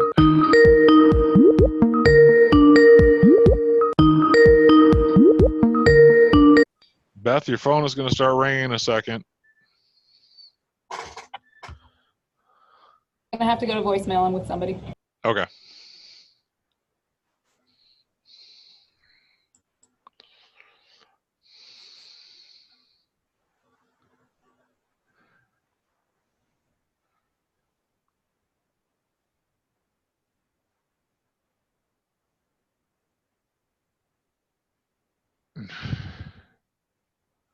Did she leave? Yeah, she actually is with a client right now. Okay. Are we gonna wait for her? Well, that's actually what I was thinking. But unfortunately, if we do, we're going to run out of time here. So, okay, never mind. We'll just keep going. Okay, contribution time frame. Okay, you can contribute up until April 15th of the following year, which is awesome. Okay, distributions taxable. Yes, yes. No for the Roth IRA because it's with post-tax dollars. It's usually tax exempt. Okay. And then the exemption, exceptions to the taxable distributions is if it's from a trustee to a trustee transfer or a rollover, which is the 60 days, important days. Remember, calculate the 60 days for a rollover, or if it's a transferred order by a divorce court. Okay, plain and simple. And then if, now this is the important one, required minimum annual distribution. Start no later than April 1st, the year after you reach 70 and a half. And then every year by December 31st after that. Okay. There is none for a Roth. Okay. The penalty for early withdrawal. If you take it out before age 59 and a half, you're going to get a 10% penalty. Okay, period. 10% penalty, unless you have an exception. If you have one of the exceptions, like there was an emergency in the family and you can show it, you know, something, a hardship case, that is the only situation where you don't have to actually necessarily pay that penalty, but you do have to show it. Okay. There isn't one if held for more than 5 years and it's withdrawn after 59 and a half. Okay. There is no amount withheld, or no, there's no penalty. Okay. So the form 1099-R, straight across. All right. It's reported on the line 1040, on line 4 of the 1040. In every case, the exception is the Roth also reports it on the 8606. Okay. Loans are not available for either of these. Now, this is the one where the qualified employee one does have a different amount. Don't worry about that right now. It's not something we're going to be worried about until we'll go into it a little bit different, but we're just going over the Roth IRAs and the IRAs first. Okay. We figured this one out. We understand that the gross distribution appears here in box 1, the taxable amount in box 2A here. If it's taxable amount is not determined or it's a total distribution, it goes here, and the federal tax withheld here. All right. Then the distribution codes. What's a 7-7? Normal distribution. A 7 and 7 is a great drink. Oh, no, I mean, 7 and 7 is a normal distribution. Okay, those are the important ones. Right there, 7 and 7, normal distribution. Rollover, G. Early distribution with a no known exception. On early distribution, an exception applies. The reason they're reporting it this way because they're aware that an exception applies and that it will probably not have to have that penalty. Okay. If there was a disability that because of that, that's why it was actually distributed, because of a disability, or if the person actually passed away and that's why it was being distributed. All right. Pretty straightforward. Where they're going, line 4A, line 4B, line 16. Very straightforward. Now, let's go back over these. Now let's see if they make a little more sense now. Maureen is 60. Okay, so to start, she's over 59 and a half. She is single.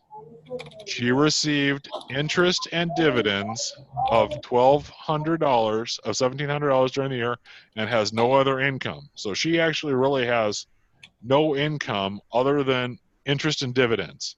So she really doesn't have any earned taxable income necessarily, right? Right. Okay. So Maureen has never had an IRA.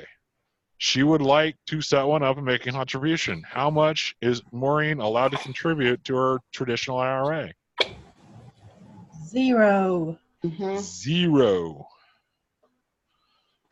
Hey, Beth, did that call actually end up coming through to you? It did come through, but they left a message anyway. Okay, so. No problem. Okay, I was just checking. Yeah, because my spiel says press 3 to leave a message, and I could always tell when they press 3 right away. Okay, cool. That's what they did. So she doesn't have any real taxable compensation. So she received interest and dividends of $1,700 in a year and has no other income. Okay, $0.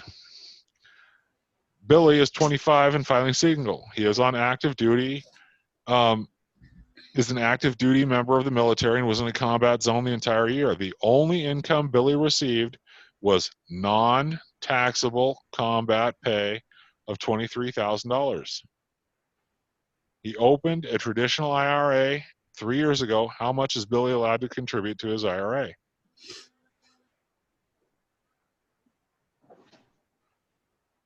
This one is still confusing to me because it says that taxable compensation is required, but he does. But it is income. So it is military income. So it's non-taxable combat pay. So technically it is earned income, but it's just not Okay. taxable. Okay. So we don't consider it we consider it earned income. So it's just not taxed. So it's just Okay. an exception to the rule It's an exception to the rule because remember it works like that for EIC. EIC, Yeah. same basic thing. It still counts as wages. We just don't hit it up for wages because it's military pay. Okay. Right. So yes, he can do it. It's military pay, so it's technically an exception in that in that way. Okay. That's Okay. easy to remember. All right. Mamie, 75. That should tell you something right away. Okay. Mhm. Is divorced. How much income? Her only income was alimony of $36,000. How much can Mamie contribute to a traditional IRA? Well, let's go backwards. Is alimony taxable? Mm-mm. Well, yeah, alimony is taxable, Okay, but so it's yes, not it earned is, income, but well, it's taxable though. It's taxable income. So right? this would count up to that point. So it's taxable Okay. income. But she is divorced, and so that's not a big deal. But she's 75, Yeah, so she and gets we're talking 0. about a traditional IRA. So she Yeah, she can't can't. contribute to it. She has to take money out of it from that point on. She can contribute to a Roth though. Yes, there you go. Oh, Pam, you are good there. You are starting to get it. Okay. I know. That's awesome. You are starting to get it. That's what's Well, awesome. yeah, this will help me with some of the questions I've had before. Okay. So Lawrence is 62 and Angela's 49. 13-year difference. Okay, interesting. Anyway, are married and filing a joint return. I shouldn't say anything. There's 9 years differences between me and my wife too. So Lawrence received wages of $14,000. Okay, not bad. Angela received wages of $3,000. They have no other income. They have traditional IRAs. Lawrence contributed $2,000 to his IRA. What is the maximum amount that Angela is allowed to contribute to her IRA? 55. $5,500. And the reason is it doesn't matter that this is their shared pool money. It Yeah. doesn't matter. They are filing a joint return. So even though it looks weird in that sense, you're going, well, can't she only do her $2,000 or what, her $3,000 she earned? No, she still has access to all of the funds. They're married filing jointly. Okay. Melvin withdrew $1,000 from his traditional IRA on May 17th. You may contribute that amount to a traditional IRA by what date in order for it to be a tax-free, and then the important word, rollover. July 16th. There you go, July 16th, 60 because days. 60 days. Gotta remember that. Lindsay has 4 traditional IRAs. On March 3rd, 2018, she withdrew $100 from IRA 1 and rolled it over into IRA 2. Lindsay must wait until what date in order for a rollover from IRA 3 to IRA 4 to be tax-free? March 3rd, March 3rd, what year? 2019. There you go. Because it has to be a long term, basically, so it has to be over 1 year. Okay, so it's 1 year. So now this is where we start to get into the thing. Is it taxable or non-taxable? Portion of a distribution from a traditional IRA that is a return of non-deductible traditional IRA contributions. So the portion, I don't even like this wording, by the way. Portion of a distribution from a traditional IRA that is a return of non-deductible traditional IRA contributions. So to start, it's a non-deductible traditional IRA contribution. Okay, so it's a non-deductible. So would you normally And think it's that would be? It's It's a a portion, return, right? so it's not taxable. Not taxable. Okay, so it's a non-deductible, so it's a not taxable. Now, the other portion of this of deductible traditional IRA contributions. Same basic question, only that is a return of deductible traditional IRA contributions. Okay, it's just the opposite. So if the other was not taxable, Taxable. these would typically be taxable. Mm-hmm. Okay, traditional IRA contribution made during the tax year that is withdrawn before the due date of the return, not including extensions. So in other words, think about this. What is this saying? So it's a traditional IRA contribution. So you're putting money into your IRA, but you're withdrawing it before the due date of the return. So you're withdrawing it before April 15th. Not taxable. Right. Not taxable. Correct. Okay, because it is a contribution that was made but withdrawn before the due date of the return. Okay, earnings made on a traditional IRA contribution made during the tax year that were withdrawn before the due date. So this is earnings made on a traditional. See this past one? Let me look here. This is traditional IRA contribution made. This is earnings made on a traditional IRA contribution made during the tax year that were withdrawn before the due date of the return. Now, this is an earning made on... Oh, so like interest on what you had been putting in? Uh-huh. Okay. So I believe that that's a traditional, it would be taxable. There you go. Now you're starting to get it. Now that's more what I wanted to hear. This is an earning made on a traditional IRA contribution. This is not a contribution. The earnings made on it is basically your interest. And remember, this was made with pre-tax dollars, so you're going to get taxed on it when it comes out. Now, portion of a traditional IRA required minimum distribution, that is a return of non-deductible contribution. Now, this is a required minimum distribution, so this means it's after you're 70 and a half of non-deductible contributions. So they're returning part of your non-deductible contributions. Not taxable. Not taxable. Yep.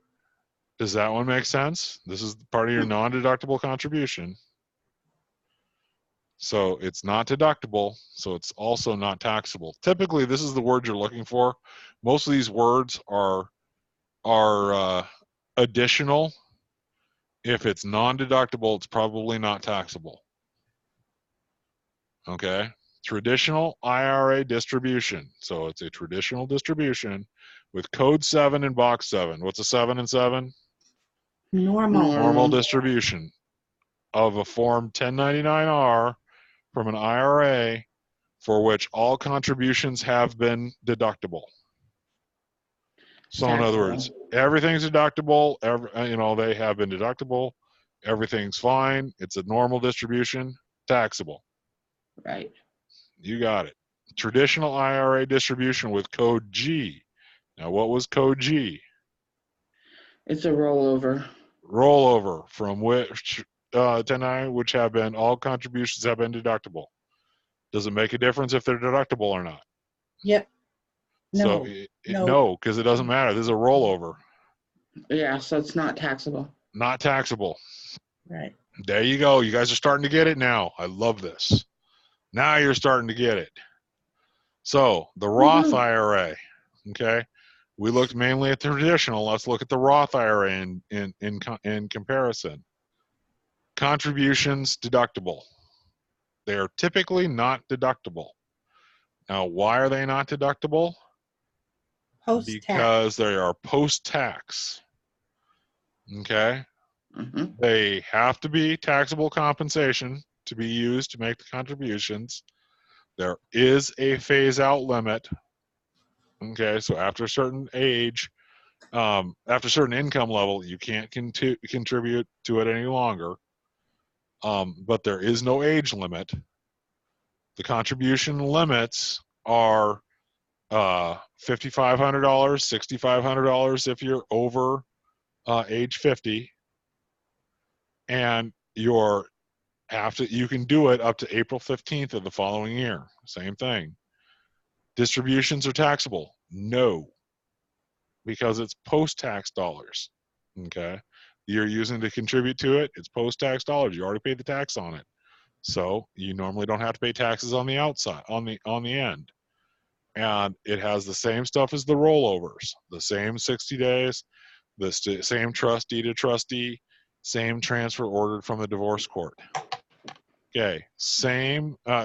This is not required. This is not required. In other words, the 70.5 does not apply to a Roth IRA. You can literally hold on to it until death. Then it becomes part of your estate, and then it gets distributed with your estate. Okay. Is there a penalty for early withdrawal? None. There is none if held for more than 5 years and withdrawn after age 59.5. Okay, they don't withhold anything. They don't do anything with it. Okay, nothing. All right, and it uses the 1099-R, same thing.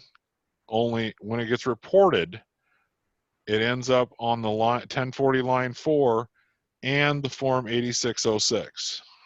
Okay. Now, recharacterization. Anybody know what a recharacterization?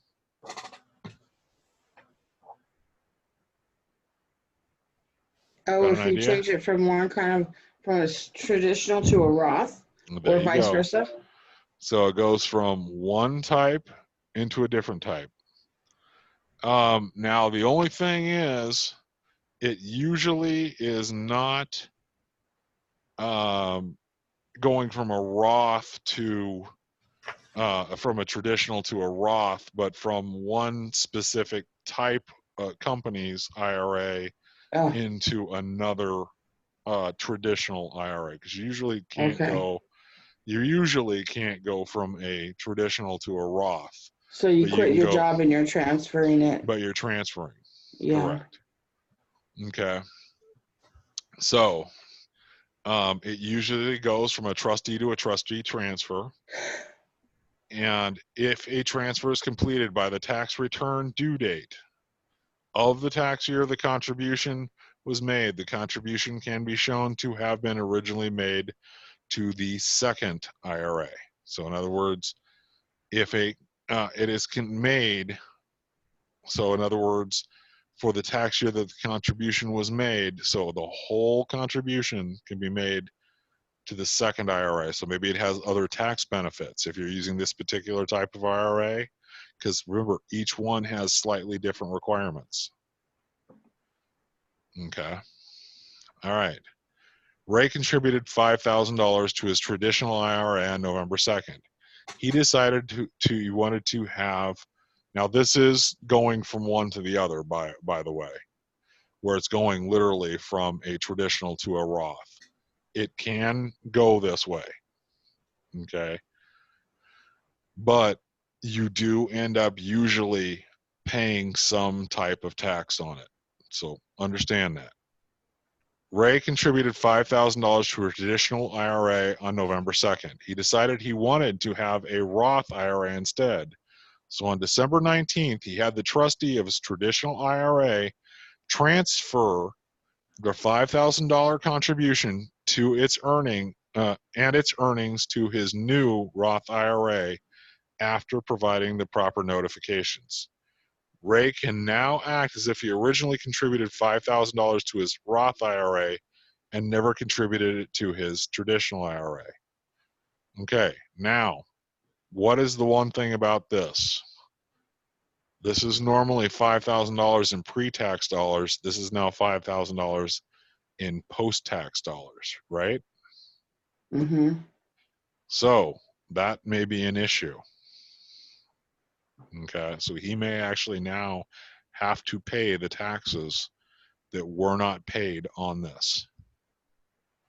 So he made those $5,000 transferred. He will probably have to pay tax on this. Okay, understand that because he did this within this tax year. Okay, do you understand that part? He was trying to do this before it was the end of the tax year. Okay. Oh, so he put it in. Okay, yeah, He because he put could take this it back out, right? He took it back out. As if nothing had happened. Right. And then he See, could put it into the Roth. Okay. correct. He changed his mind basically. He Mhm. stuck it into a traditional and said, "Oh, wait a minute. No, this would be better in the Roth, wouldn't it?" Okay. So this would have been pre-tax dollars. This one would have been post-tax dollars, right? Mhm. So to make this transfer, sure, he transferred $5,000, but what's going to happen between here and here? He's gonna have to pay taxes on He's that. going to have to pay taxes on that $5,000. Yep. Okay. That's an important fact. So to recharacterize a contribution, they must do all of the following. Transfer both the principal and interest in the first to the second. So if any interest is built up, right? So if any interest has built up in that amount of time, he has transferred all to the second one. He must report the recharacterization on the Form 8606 and treat the contribution as having been made to the second IRA on the date that it was actually made to the first IRA. So in other words, remember where this said he did it on November 2nd? And then on December 19th, he transferred it, right? So for all intents and purposes, when did he transfer this? When did he start this contribution to this account? November 2nd. November 2nd. So even though he actually made the money, put the money in on December 19th, it technically counts as being in there from November 2nd. That's important. Treat the contribution as having been made to the second IRA on the date it was actually made to the first IRA. So the taxpayer must notify the trustees of both IRA accounts of the election to treat the contributions as being made to the second IRA by the date of the transfer. So he has to let them both know. He has to let both sides of this know that it's going to happen, that he's going to recharacterize it. Okay? But remember, if you try to do this, this is only within the tax year can you do this version. You can't usually go from a traditional to a Roth outside of the tax year. If you were to try to do this between a Roth and a traditional and a Roth, between tax years, it normally won't work. This is only within the tax year. Okay? A qualified distribution from a Roth IRA must meet two requirements. Distribution is made after a 5-year waiting period. That's important. Beginning with the first taxable year from which a contribution was made to a Roth set up for the taxpayer's benefit. That is really important. It has to be 5 years. Okay? You have to wait the 5-year period. Any of the following is true, the distribution is made on or after the taxpayer reaches 59.5, or because the taxpayer is disabled, to the beneficiary upon death of the taxpayer to pay up to $10,000 of certain qualified first-time homebuyer amounts. That's the only exceptions. Okay? So these two things have to be true. You have to wait 5 years. Okay? And, this is an and, on the taxpayer, on or after the date the taxpayer reaches 59. the taxpayer becomes disabled to the beneficiary upon the death of the taxpayer, or to pay up to $10,000. This is the lifetime limit of certain first-time homebuyer amounts. So you're allowed to take up to $10,000 out just for a first-time home buyer. That's the only exception to this on the Roth. Distributions from a Roth IRA that are not qualified distribution may be partly taxable. So in other words, these are the qualified distribution. If you have to pull it out outside of it, it may be taxable. This is the only way to avoid the taxes. Okay? This is the only way to avoid the taxes. This is if you have to take it outside of these two. Okay? The taxpayer does not include in income any part of a distribution that is a return of after-tax contributions to the plan. Okay, so what does that mean? The taxpayer does not include in income any part of a distribution that is a return of after-tax contributions to the plan. So in other words, if they return it, they don't actually have to include that in their income.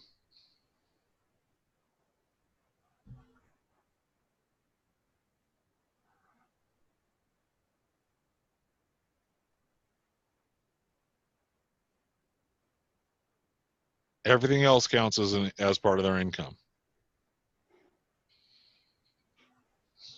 Are we somewhat clear on that? Are we partially clear on that? Be honest, guys. It's okay. That last sentence, what's throwing me off is they're using the word return. So that What means, they're saying is give back. okay. They're not talking about a tax return.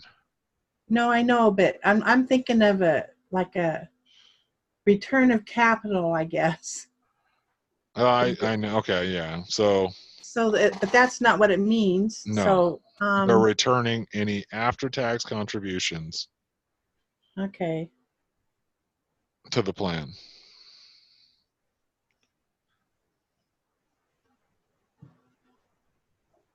So you can take it out and then put it back? The taxpayer does not. You're missing it. The taxpayer does not include in income any part of a distribution that is a return of after-tax contributions to the plan. Now think about it. How do you pay for a Roth IRA? You pay it with after-tax dollars, right? Right. So I've already paid taxes on it. Oh, So what happens is they're giving me part of this money back. right.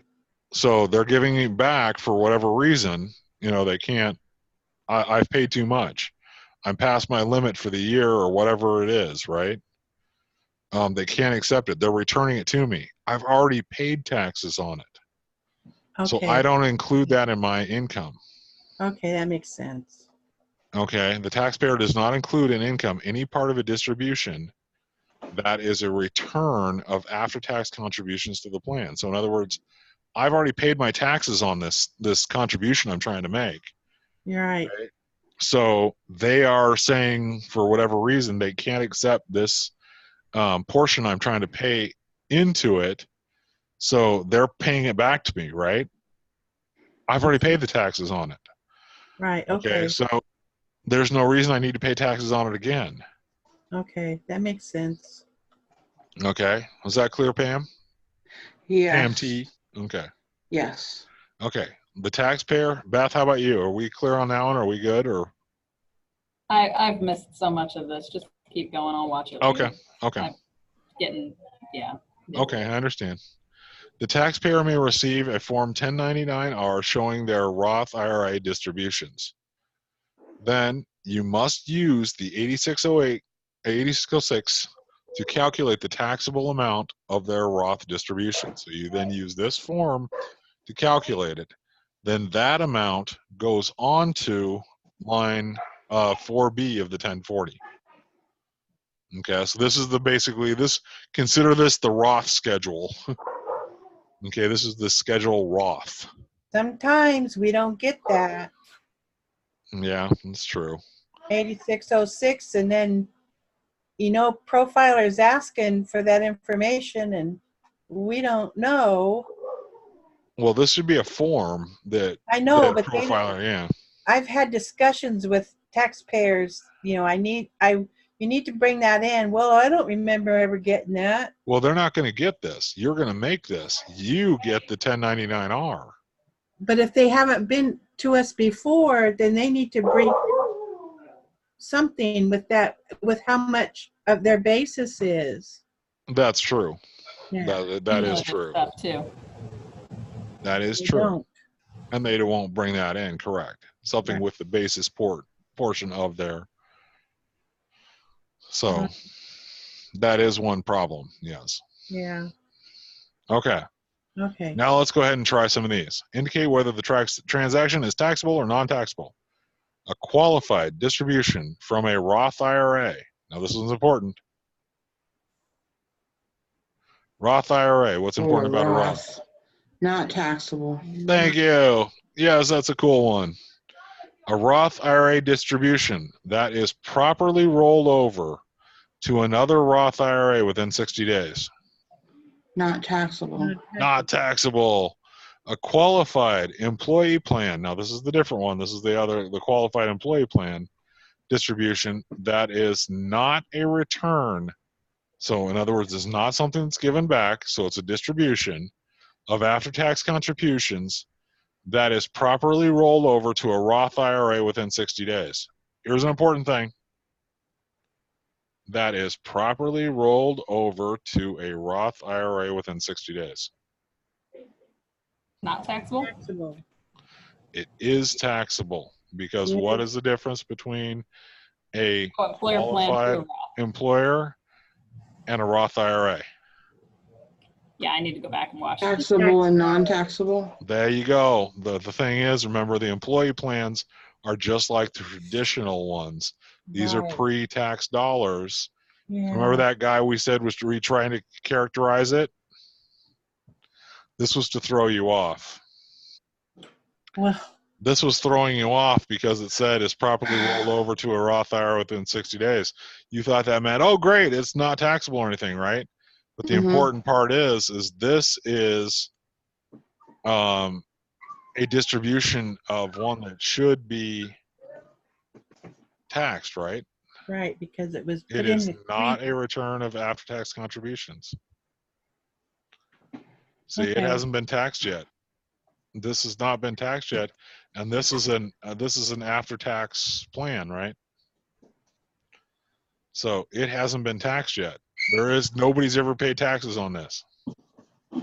So Right. it is taxable. Traditional IRA distribution that is properly rolled over to another traditional IRA within 60 days. No, we know what that should be. This is traditional to a traditional within 60 days. This is to get you in the habit of doing this. Not taxable. Not taxable. Traditional to a traditional. Go back here and let's look at this one. This is a Ouch. traditional, basically, to a Roth. Okay, traditional to a Roth. Oh, that's my wife here. Hang on 1 second, ladies. Hi, miss.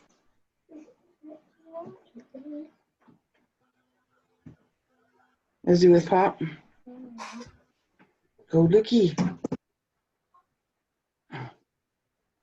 Okay, sorry about that. So this is traditional, basically, to a Roth. So it hasn't been taxed to one that's been taxed. So it's got to be taxed.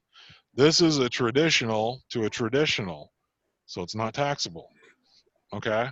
Now this Right. is a qualified employee plan that is properly rolled over to a traditional. So this is a traditional to a traditional.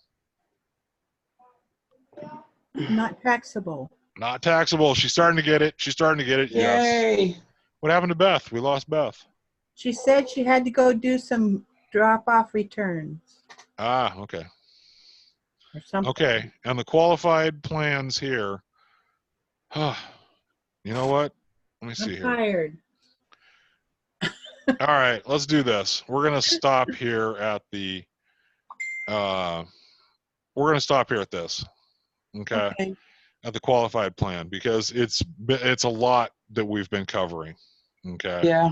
And I don't want to, because this is like a traditional just with a few differences. So Yeah. let's go ahead and